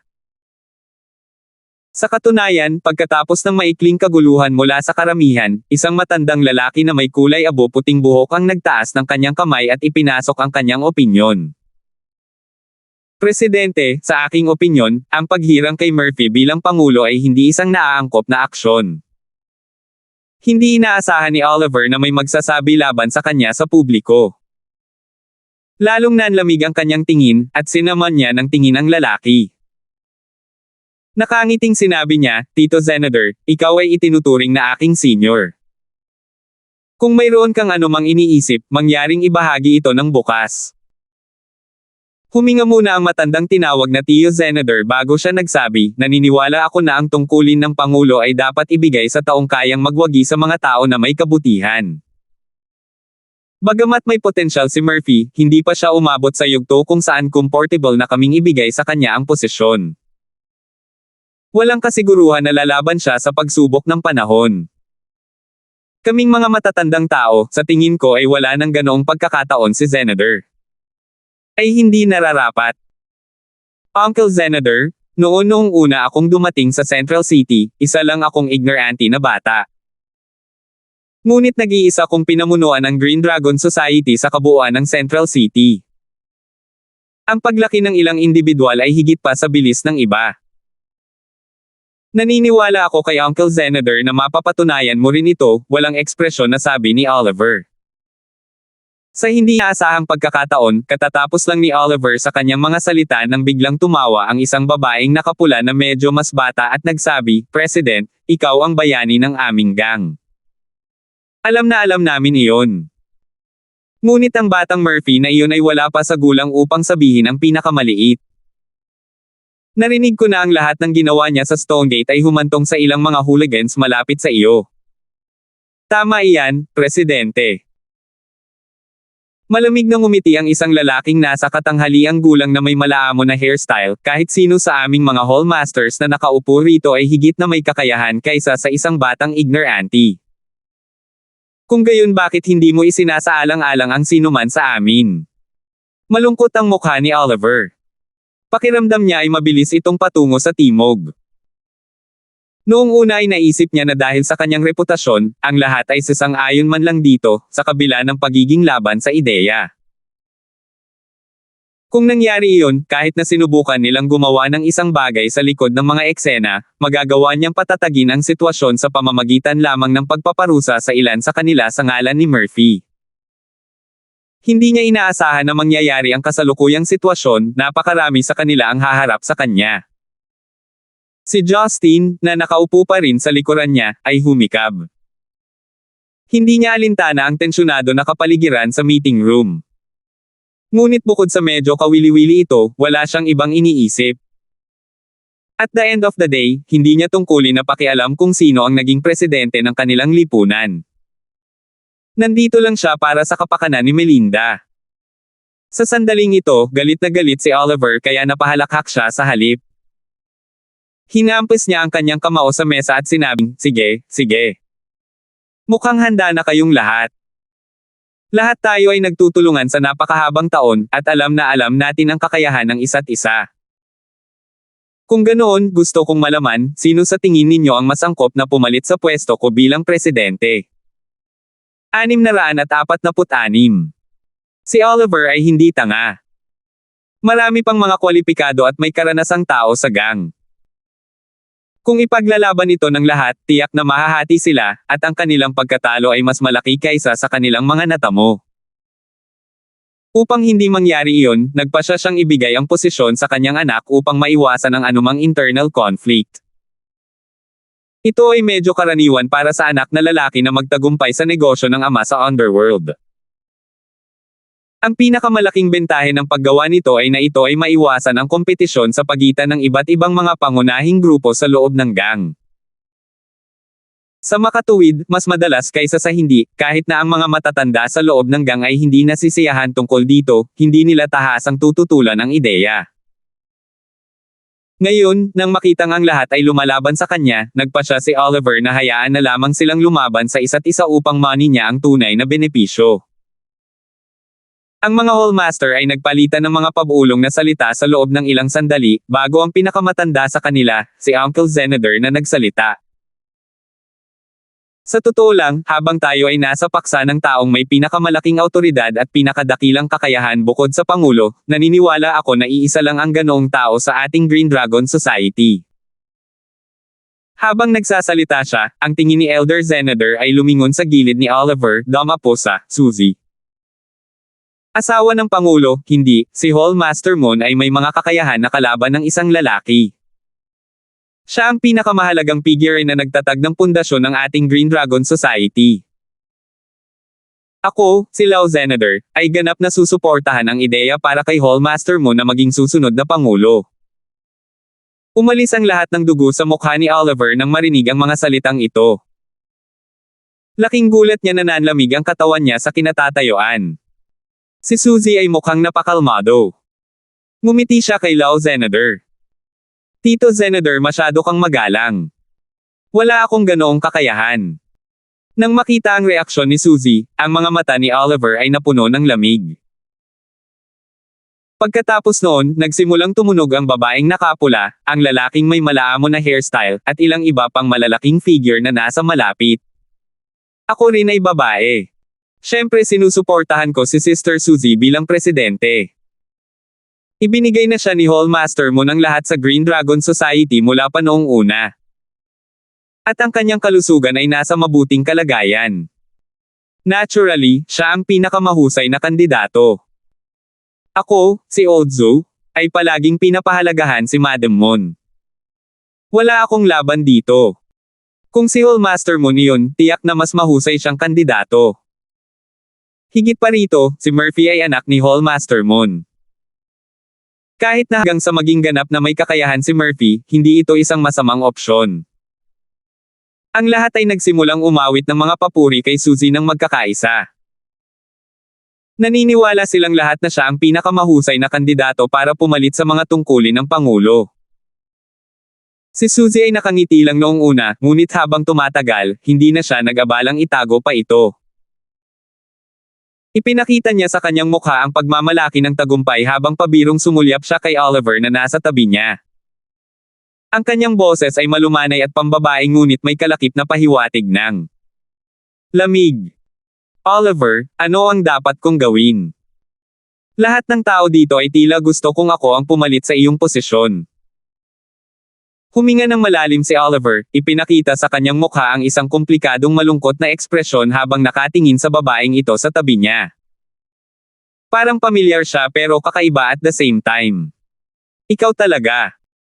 Ang magaling kong asawa, at ang mabuting ina ni Murphy. Sabi niya, habang pilit na ngumiti. Magiliw na tinitigan ni Suzy si Oliver, at sinabing, Oliver, nasabi mo na ang lahat sa pagpunta mo rito. Hindi ka na bata, at pagod ka na sa buhay na ito. Sa makatuwid, hayaan mong ibahagi ko ang iyong mga paghihirap para sa iyo. Hindi ba't maganda iyon? Paano kung sabihin kong hindi? Ang mga kilay ni Oliver ay kumikibot, at ang mga ugat sa kanyang mga braso ay nakaumbok. Sinusubukan niya ang kanyang buong makakaya upang makontrol ang kanyang galit. Hindi niya inasahan na ang dahilan para mabaigo ang maayos niyang mga plano sa huli, ay ang tataksil ng taong pinakamamahal at pinagkatiwalaan niya. Hindi sa banggitin, ito ay napakalinaw at tahasang pagkakanulo. Tuluyan na niyang binaliwala ang relasyon nila. Nang hihinayang umiling si Suzy, bumantong hininga, Oliver, kilala mo ako. Mula nang itayo ko ang iyong imperyo sa tabi mo, lagi na akong maisla na tao. Plano ko ang lahat ng 10 hakbang sa unahan para wala kang dapat ipag-alala.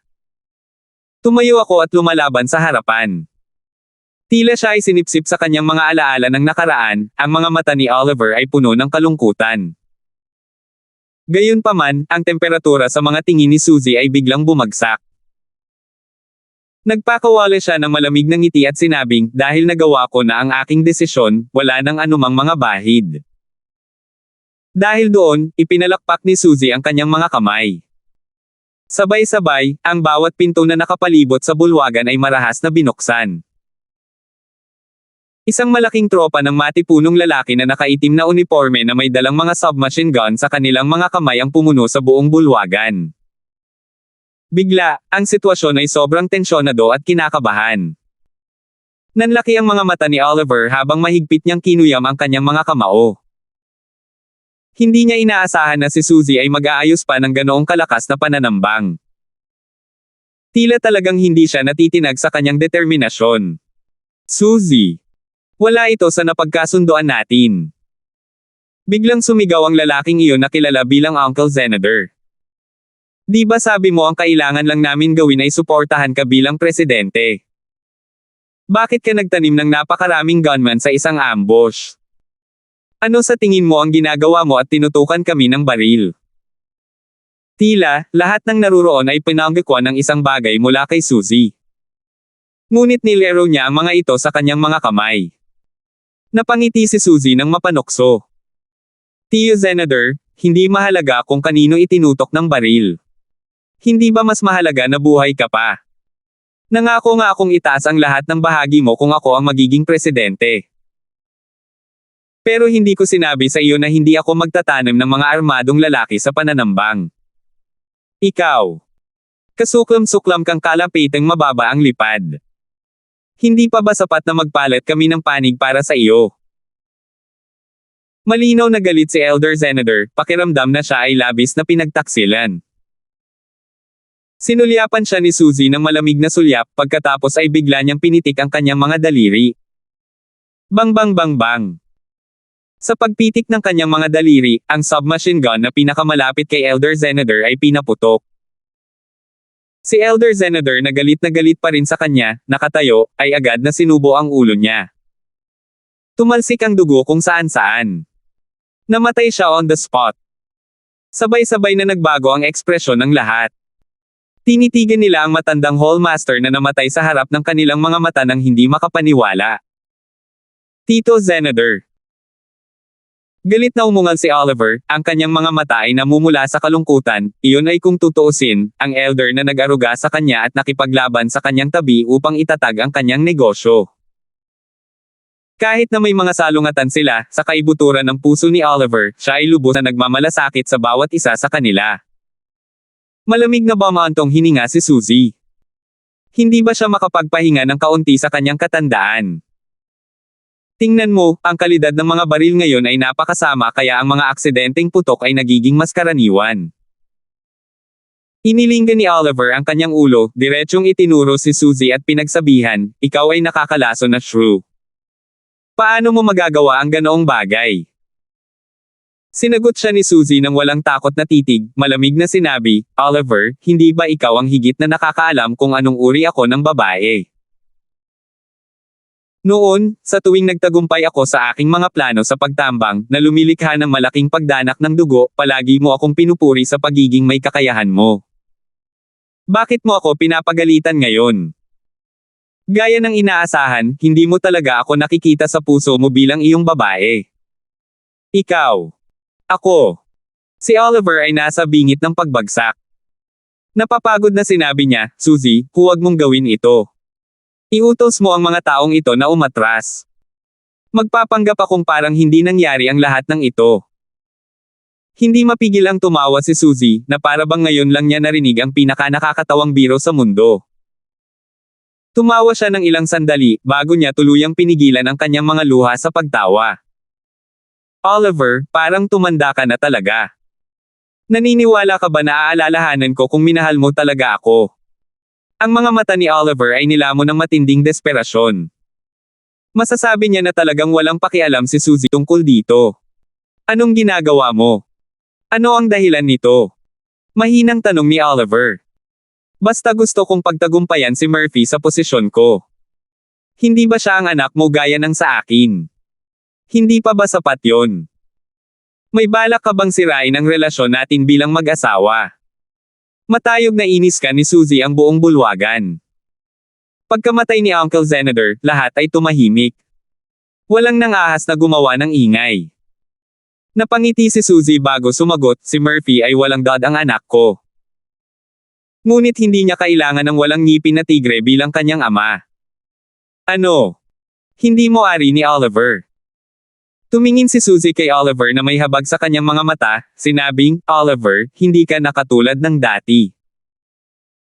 Noong una kitang nakilala sa bar, napakagiting mo, napakamatigas ang ulo, napaka-brutal, napaka-desidido. Kahit anong gawin mo, kapangyarihan at kayamanan lang ang iisipin mo. Ang mga walang kwentang bagay tulad ng relasyon ay wala kang pakialam. Magretiro. Gumugol sa kapayapaan sa natitirang bahagi ng iyong buhay. Haha. Ako, si Suzy, ay nagpagil sa iyong tabi sa loob ng halos 20 taon, at nanganak pa ako ng isang anak na lalaki para sa iyo. Sa tingin mo ba iyon ay para lamang sa kapakanan ng pagsama sa isang hanggal na matandang lalaki sa pagre-retiro? Bumigay ang buong katawan ni Oliver. Dilat ang kanyang mga mata at halos malaglag ang kanyang mga panga sa lupa. Kung hindi dahil sa upuan ay nakasalampak na siya sa sahig.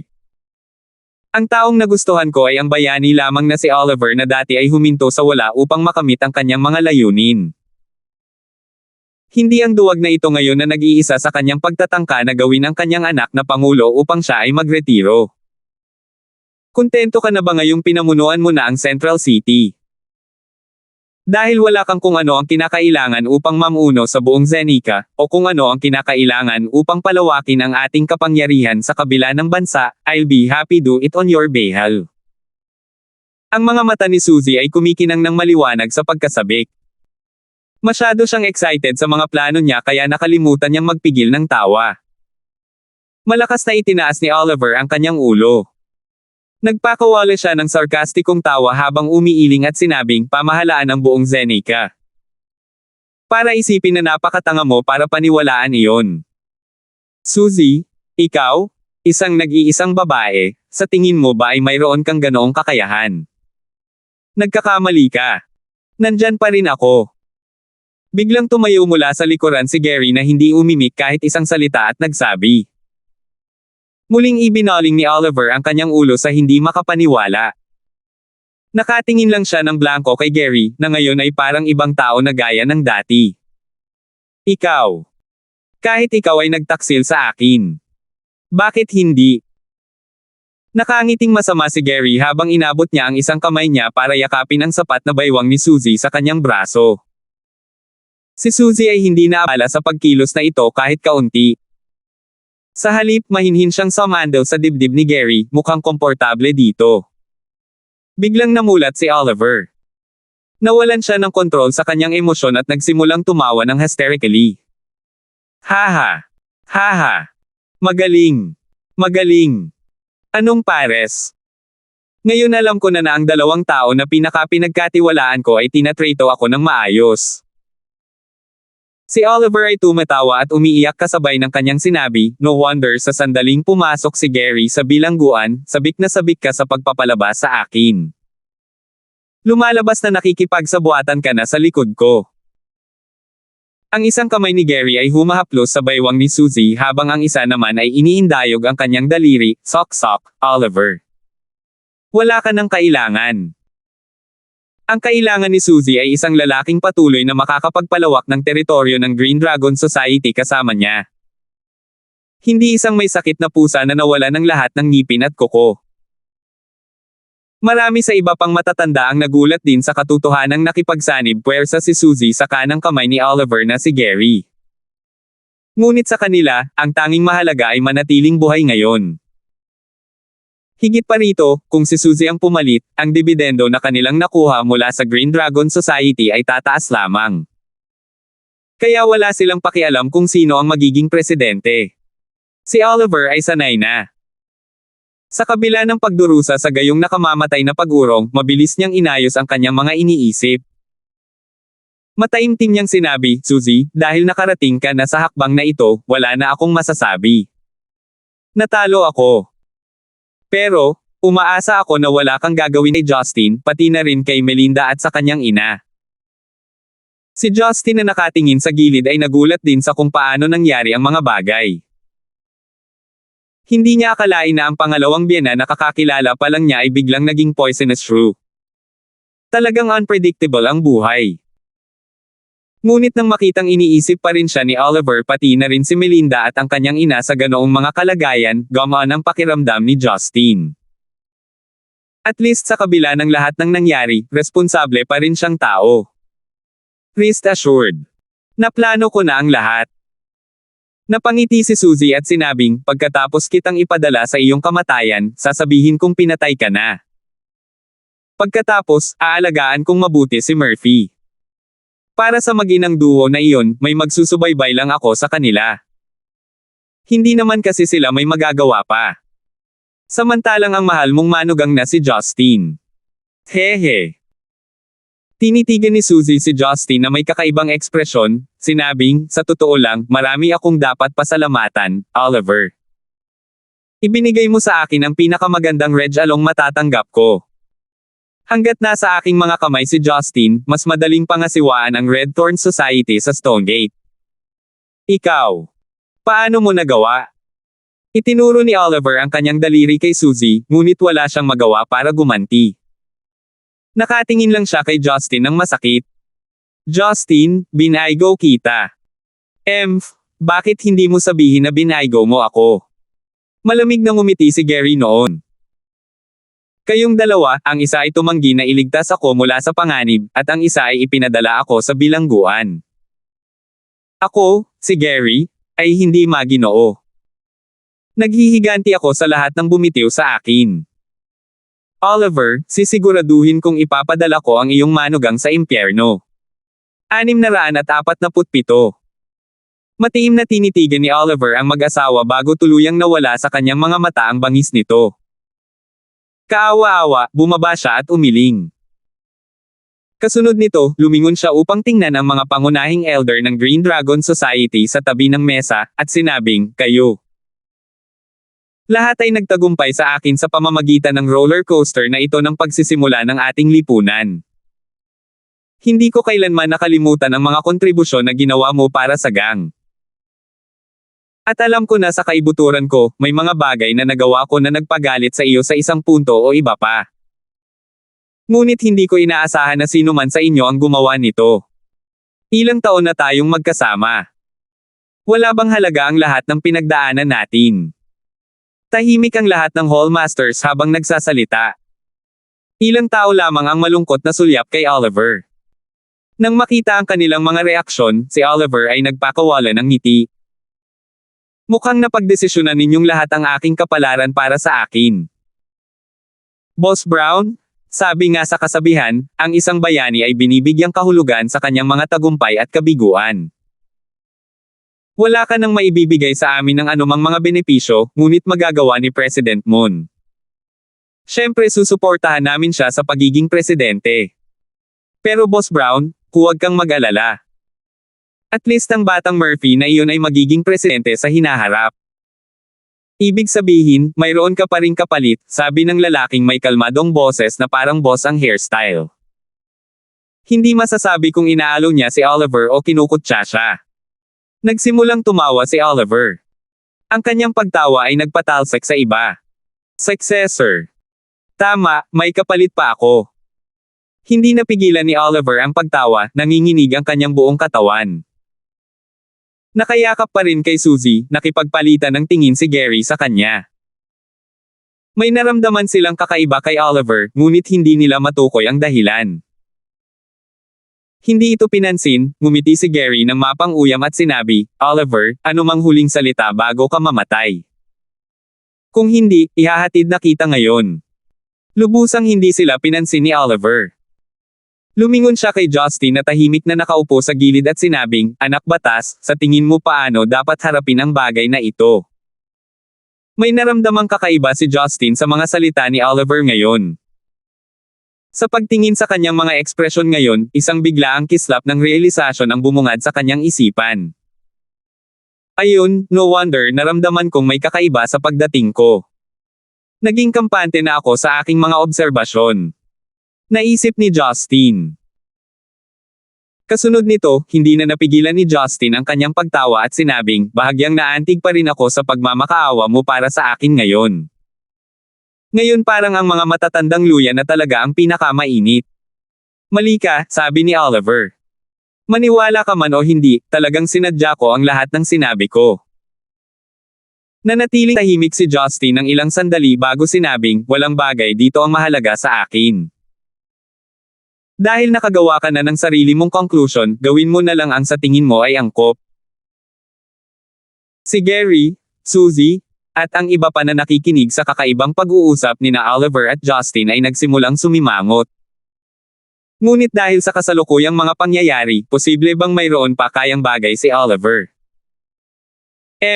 Nagpapakita ka ng walang laman na pagpapakita ng lakas at walang kabuluhan na nakikipaglaban sa bingit ng iyong kamatayan. Isang mahigpit na tingin ang sumalubong sa nakakabighaning mukha ni Suzy. "Oliver, alam ko ang lahat ng iyong panlilinlang.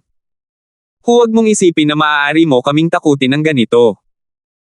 Dahil wala kang huling salita na masasabi, pagkatapos ay tatapusin ko ang ating relasyon bilang mag-asawa. Hayaan mong ipadala kita sa iyong kamatayan." Habang nagsasalita siya, tumalikod si Suzy at inabot ang kanyang kamay sa isang lalaking nakaitim sa malapit, sinabing, "Ibigay mo sa akin ang iyong baril." Gayunpaman, hindi gumagalaw ang lalaking iyon kahit isang pulgada. Kumunat ang noo ni Suzy, naiinip na sumigaw, "Hindi mo ba ako naririnig? Sabi ko, ibigay mo sa akin ang iyong baril." Ang lalaki ay nanatiling parang isang kahoy na troso. Itinaas niya ang kanyang baril, ngunit hindi gumagalaw ni Katie Ting. Pinaghalong hinala at pagkabigla ang umabot sa mga mata ni Suzy. Lumingon siya sa isa pang lalaking nakaitim sa kabilang gilid at sinabing, "Ikaw, lumapit ka at ibigay mo sa akin ang iyong baril." Ngunit katulad nito, ang lalaking iyon ay nakatayo lang doon na walang ekspresyon. Hindi niya sinusunod ang utos ni Suzy. Sa puntong ito, maraming tao sa wakas ang nagsimulang maramdaman na may hindi magandang nangyayari. Nagpalitan ng tingin sina Suzy at Gary. Nakita nilang pareho ang gulat sa mga mata ng isa't isa. "Pwede bang payagan mo ako?" Ang boses ni Oliver ngayon ay naging ganap na malungkot at malabo. Inayos ni Oliver ang kwelyo ng kanyang suit at pinalakas ang kanyang loob, pagkatapos ay dahan-daang tumayo mula sa kanyang upuan, buong pagmamalaki na inilibot ang paningin sa buong bulwagan. Lahat ay pumunta sa posisyon, sabi ni Oliver ng mabagal. Sa isang utos, agad na itinutok ng lahat ng lalaking nakaitim ang kanilang mga baril sa mga elder ng Green Dragon Society na pinakamalapit sa kanila. Kasabay nito, ang mga lalaking nasa likod nina Suzy at Gary ay parehong pinindot ang malamig na nozzle ng kanilang mga baril sa likod ng ulo ng mag-asawang ito. Sabay-sabay, nagbago ang tides. Hindi lamang namutla ang mga mukha ni na Suzy at Gary, nakalimutang huminga ng bawat isa sa mga matatanda ng Green Dragon Society. Nadama nila na sila ay nasa isang panaginip turn nightmare. Naawa si Justin sa kanyang dila nang hindi nagsasalita. Talagang minaliit niya ang mura nitong biyenan. Ito ay isang tao na nagsimula ng kanyang negosyo mula sa simula at itinatag ang pundasyon ng imperyo na Green Dragon Society, ang hari ng Central City Underworld. Paano siya madaling ipagkanulo ng iba? Mabuti na lang at si Oliver ang pinuno ng Underworld sa Central City at hindi si Stonegate. Kung siya ay nasa Stonegate, malamang matagal nang pinatay si Roslyn. Kung ganoon nga ang kaso, hindi rin magkakaroon ng pagkakataong lumaki ang aking Roslyn, naisip ni Justin. Nakuha ni Justin ang ilang mga pahiwatig bago ito. Bago ito, nakaramdam na siya ng pagkalito sa katotohanang wala ni isang bodyguard na nakalagay sa tabi ni Oliver. Ito ay ganap na mapangahas para sa isang boss ng Underworld. Kahit na nakatago sila sa dilim, mararamdaman ni Justin ang kanilang presensya. Nang maglaon, nang makita niyang ang ibang mga hallmaster sa hall ay walang mga bodyguard din, naisip ni Justin na marahil ito ay isang panuntunan lamang ng pulong. Ngunit pagkatapos noon, si Elder Zeneder ay binaril hanggang sa mamatay sa meeting room. Tiyak na hindi malambot ang tunog ng submachine gun, at hindi ito soundproof na silid. Ang putok ng baril ay narinig sana ng mga tao mula sa milya-milya ang layo. Gayunpaman, sa napakalakas na putok ng baril, walang gumagalaw mula sa labas. Ito ay, pagkatapos ng lahat, isang mahalagang turf ng Green Dragon Society. Isa rin itong holiday resort na maraming staff. Kahit na nasuhulan sina Suzy at Gary ng malaking bilang ng mga tauhan para sa kanilang plano, imposible para sa kanila na gawin ang bawat tao sa Green Dragon Society na sundin ang kanilang mga utos. Sa oras ng pagpupulong ng matatandang ito, pagkatapos makarinig ng isang malakas na putok ng baril, wala ni isang tao ang lumapit upang siyasatin ang sitwasyon. Ito ay malinaw na isang inaasahang senaryo. Kung sina Suzy at Gary ang nasuhulan sa bawat tao doon, o pinalitan sila ng sarili nilang mga tauhan, kung gayon iyon ay napakalaking katuwaan. Pag-anunsyo sa buong mundo tungkol sa kanilang mga planong agawin ang posisyon. Iyon ay halos imposible. Kaya, ang pinakakapanipaniwalang paliwanag ay, lahat ito ay itinakda ni Oliver. Ang lahat ng mga taong ito na nakatanim sa bulwagan ay nakatanggap na ng mga utos na walang gawin. Si Oliver ay nag-set up ng sarili niyang pagsubok. Ginagamit niya ang sitwasyong ito para subukan ang katapatan ng lahat ng naruroon. Paano ito naging ganito? Bulong ni Suzy. Bumigay ang kanyang mga tuhod, at napaluhod siya sa lupa sa gulat. Si Gary naman ay nanginginig sa kanyang sapatos. Sa isang mabilis na hakbang, lumuhad siya at nagsimulang gumawa ng kowtow kay Oliver. President, please spare my leave. Considering na ako, si Gary, ay sumunod sa iyo sa loob ng napakaraming taon na kahit ang effort ko ay binibilang kung hindi ang kontribusyon ko. Please don't kill me. Itong babaeng ta ang nanloko sa akin. Kaya naman nawala ang isip ko saglit. President. President, kasalanan niya ang lahat. Nang marinig ang pangit na paghingi ng awa ni Gary, matigas na inikat ni Suzy ang kanyang ulo at dinuraan ang magandang mukha ni Gary. Gary. Natalo tayo at ayon. Hindi ka totoong lalaki.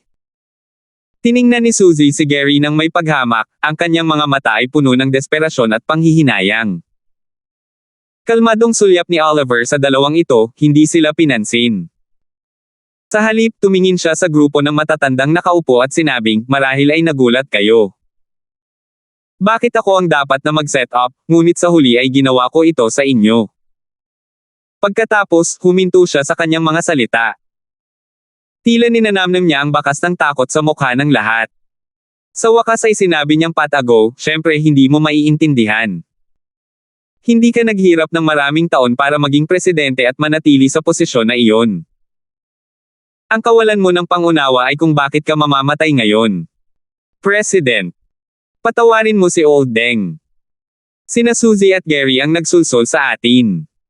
Hindi natin kasalanan. Basang-basa sa malamig na pawis ang hallmaster na si Old Deng na may malaamo na hairstyle. Sumisid siya sa pagkakaupo sa sahig, nanginginig sa takot na parang aso na nanginginig ang buntot para sa awa. Pinunasan ni Oliver ang kanyang mga daliri at mahinang sinabi, Kuya Deng, pareho ka pa rin. Laging gumagawa ng walang kwentang pananalita. Ngayon pa lang nang tanungin ko kayong lahat kung gusto ninyong putulin ang lahat sa akin, wala ni isa sa inyo ang piniling tumayo sa tabi ko. Dahil lahat kayo ay walang kakayahang makibahagi sa buhay at kamatayan sa akin. Wala na ba talagang dahilan para manatili ako sa inyo? Walang sino man sa inyo ang nagmahal nito. Nagsimulang magpakita ng panghihinayang at galit ang lahat ng miyembro ng pulong. Hindi nila inaasahan iyon sa lahat ng panahon. Si Oliver ang tunay na may kontrol sa lahat. Ginawa silang tanga ni Suzy, ngunit sa totoo lang, lahat sila ay niloko ni Oliver.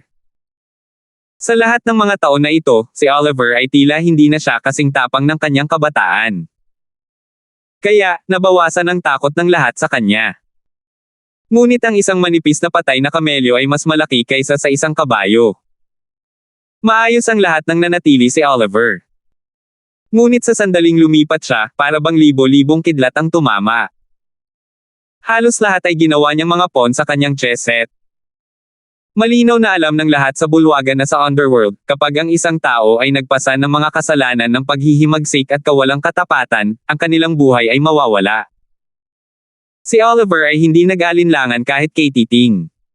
Sinabi na niya ang kanyang piraso.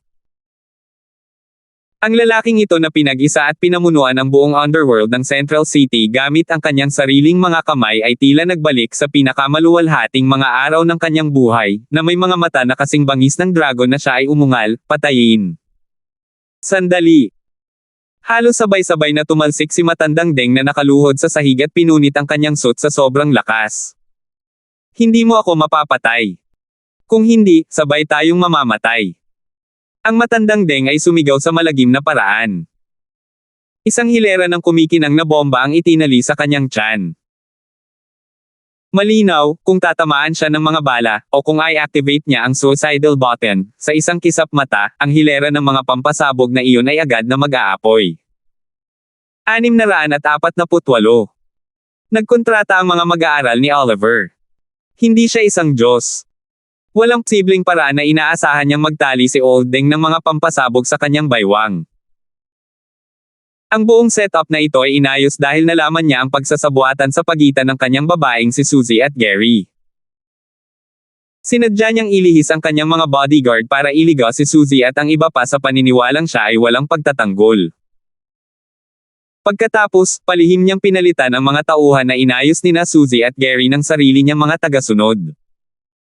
Sa wakas, siguraduhing alam ng lahat sa paligid ang sitwasyon bago niya ipagpatuloy ang kanyang mga plano. Si Oliver ay napakametikuloso din sa kanyang pag-aayos.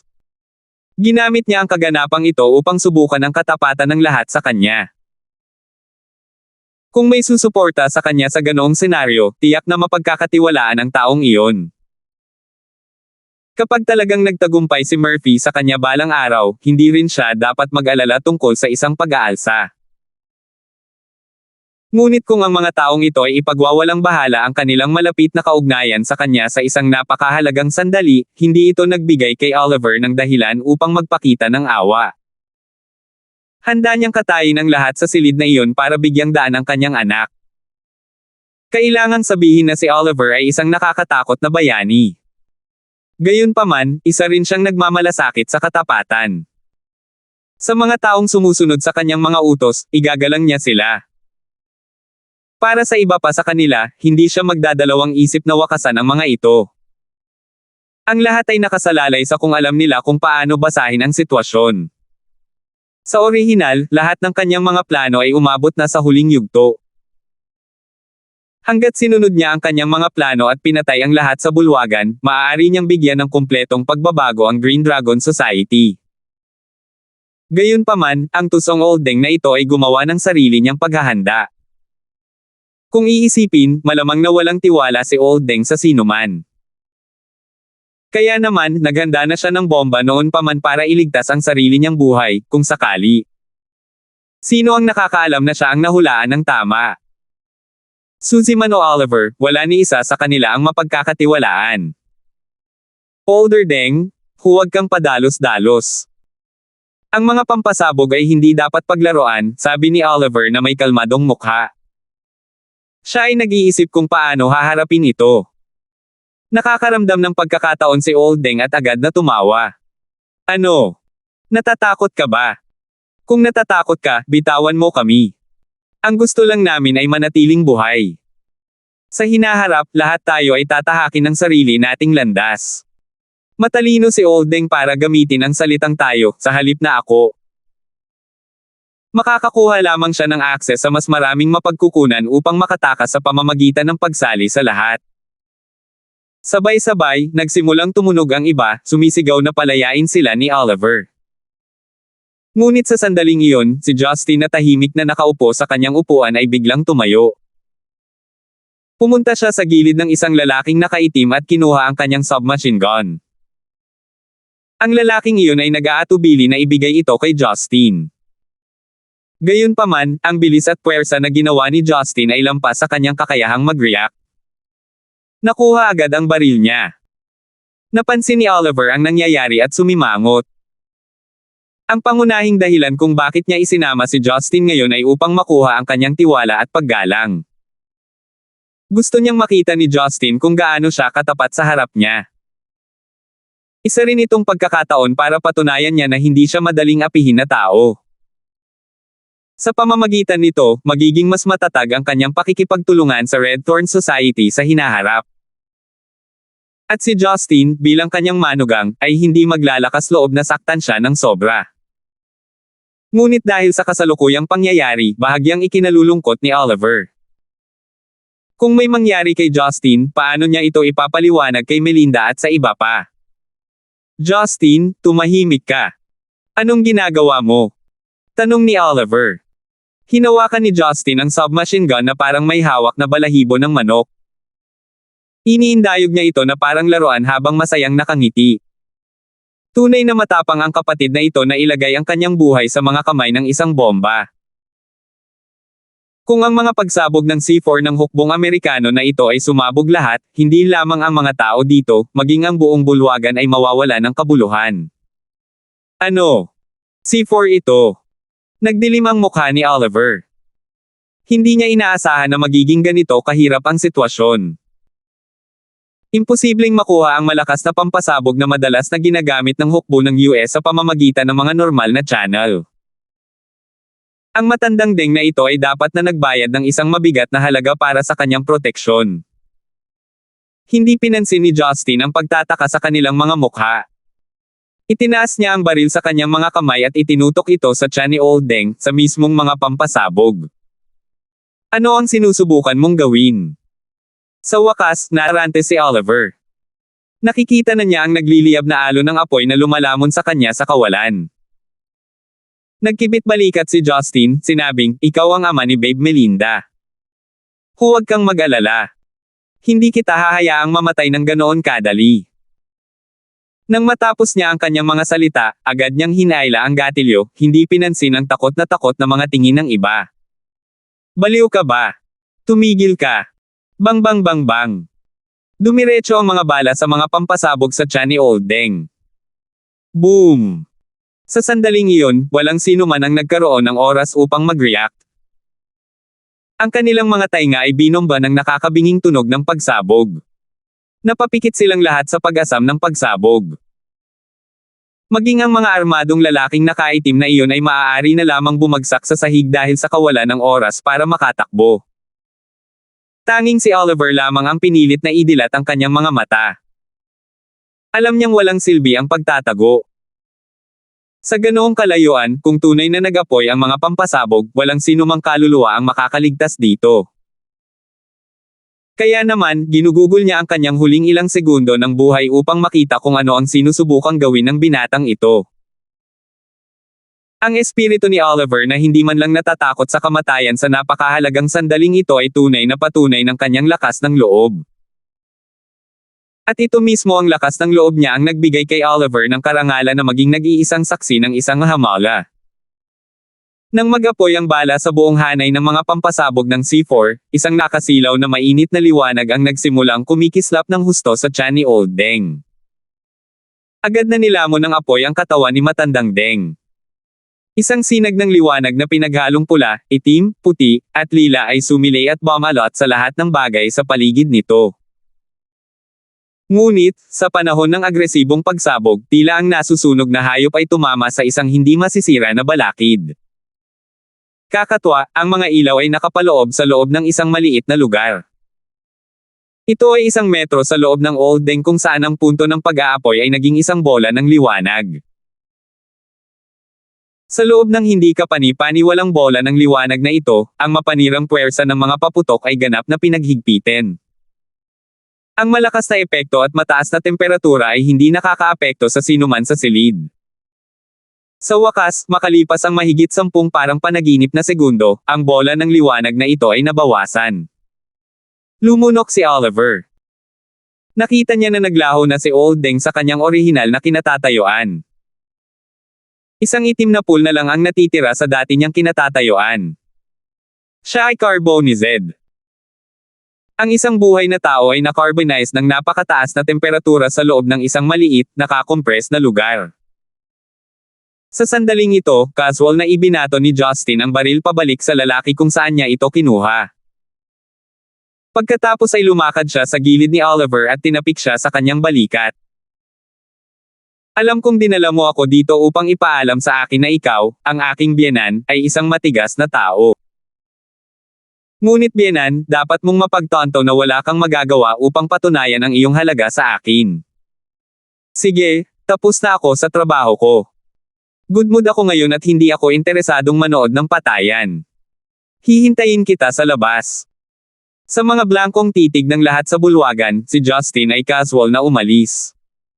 Isinarapan niya ang pinto sa likuran niya. Si Oliver ay natigil sa kinatatayuan niya, hindi na nakabangon mula sa pangyayari. Bigla niyang napagtanto ang isang bagay, lahat ng ginawa niya ay kahanay ng isang nakakainip na pagganap ng pagpugot ng ulo sa isang tao sa harap ng isang Grim Reaper. Sa tabi ng man-made lake sa center strip ng Green Dragon International Holiday Resort, tamad na nakaupo si Justin habang nakakross ang mga paa sa isang rattan bench. He was humming a song habang nakatingin sa refleksyon ng liwanag sa lawa. Narinig niya lang na kinakanta ni Lucille ang kantang ito nang bumisita siya sa branch ng Yellow Entertainment kahapon. Laking gulat niya nang maalala niya ang karamihan sa melody kahit minsan lang niya ito narinig. Ipinakita nito kung gaano kaakit-akit ang kanta ni Lucille. Mga 10 minuto ang nakalipas, umalangaw-ngaw ang mga putok ng baril na parang mga paputok. Tiyak na alam ni Justin na pinatay ni Oliver ang lahat kaagad pagkatapos niyang mabawi ang kanyang katinoan, naturally, kasama doon ang pangalawang biyenang babae na kakakilala pa lang niya, si Suzy, at ang kanyang adulterous partner na si Gary. At sa loob ng panahong ito, may naisip din si Justin na hindi niya naisip noon. Nais ni Oliver na hayaan si Murphy na pumalit sa kanyang posisyon sa pulong. Ngunit nabigo siyang ipatawag si Murphy pabalik mula sa Stonegate. Hindi man lang alam ni Murphy na siya ang paksa ng kanilang pagkikita. Maliwanag, ito ay hindi lubos na makatwiran. Kung napansin ito ni Justin kanina, madaling mahihinuha na si Oliver ay may lihim na motibo para sa kaganapan ngayon. Ito ay dahil alam ni Oliver na ang ina ni Murphy na si Suzy ay maaaring patayin ng sarili niyang mga tauhan sa lugar ngayon. Kaya naman, ayaw ni Oliver na masaksihan ito ni Murphy. Kung tungkol sa pagpapaliwanag ng lahat sa batang iyon na si Murphy sa hinaharap, malamang na pinlano na iyon ni Oliver. Pagkaraan ng ilang sandali, lumitaw ang silhouette ni Oliver sa gilid ng rattan bench. Huminto siya at kalaunan ay umupo sa tabi ni Justin. Ang katawan ni Oliver ay may kasamang masangsang na amoy ng dugo.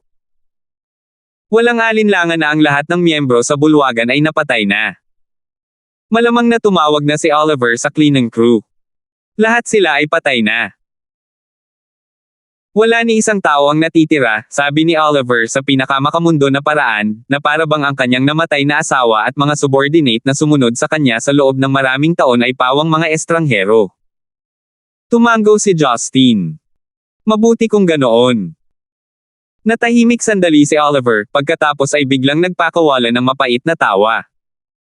Alam kong malakas ka. Pero hindi ko inaasahan ang lakas ng tao. Lumingon si Justin. Sinong nagsabi sa iyong hindi ako tao?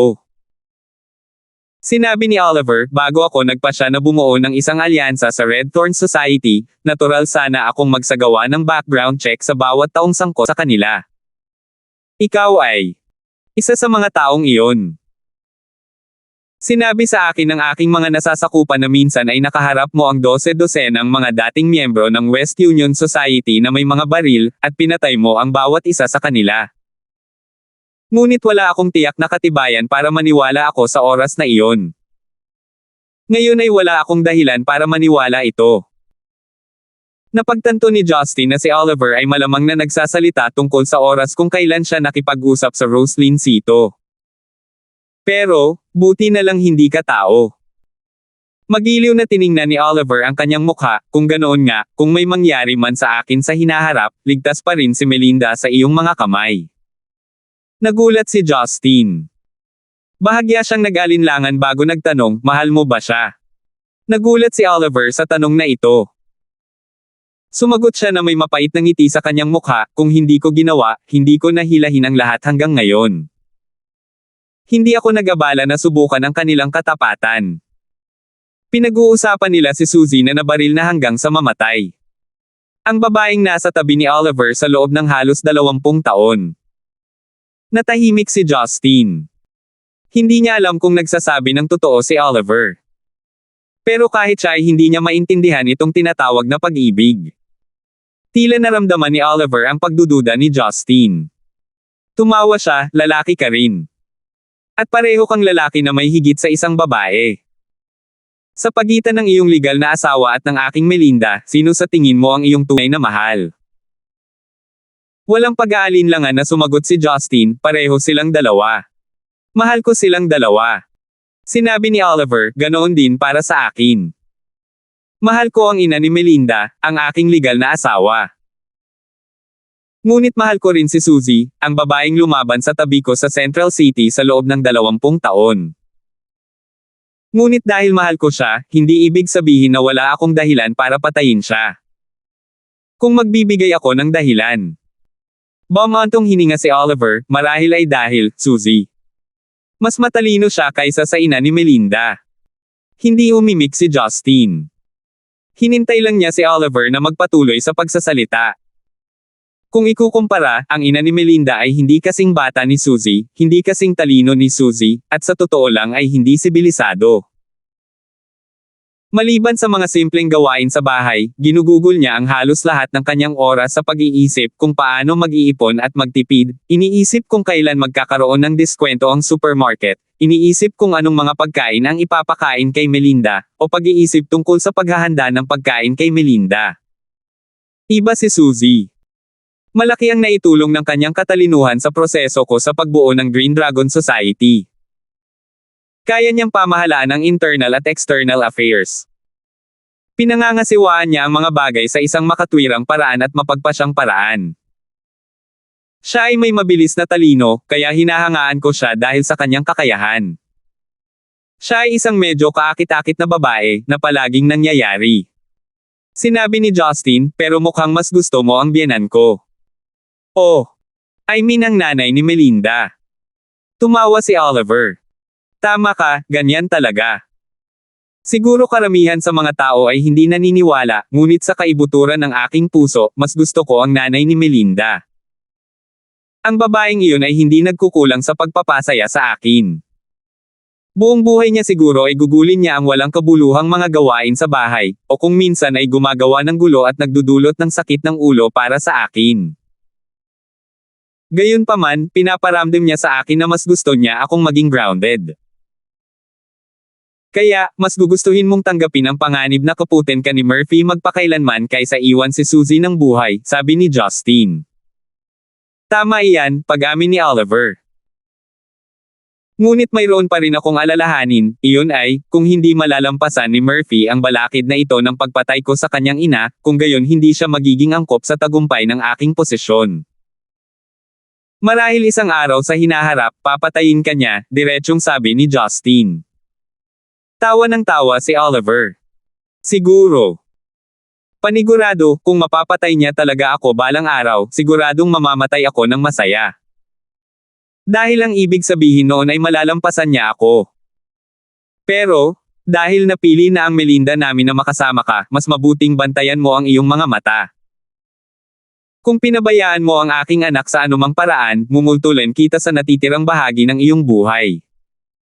Hindi mo na lang magagawa dahil hindi mo kayang gawin iyon ng malakas. Ngumisi si Justin at tumawang pilyo. Biyenan, medyo nagustuhan na kita. Ang iyong pagkatao ay kaibig-ibig pa rin kahit na medyo pipi kung minsan. Nakaramdam si Oliver ng pulikat sa kanyang mga kalamnan sa mukha. Isang papuri ba iyon o isang kahihiyan? Hindi na niya masabi. Salamat po at sinamahan ninyo ako, ingat lagi mga master.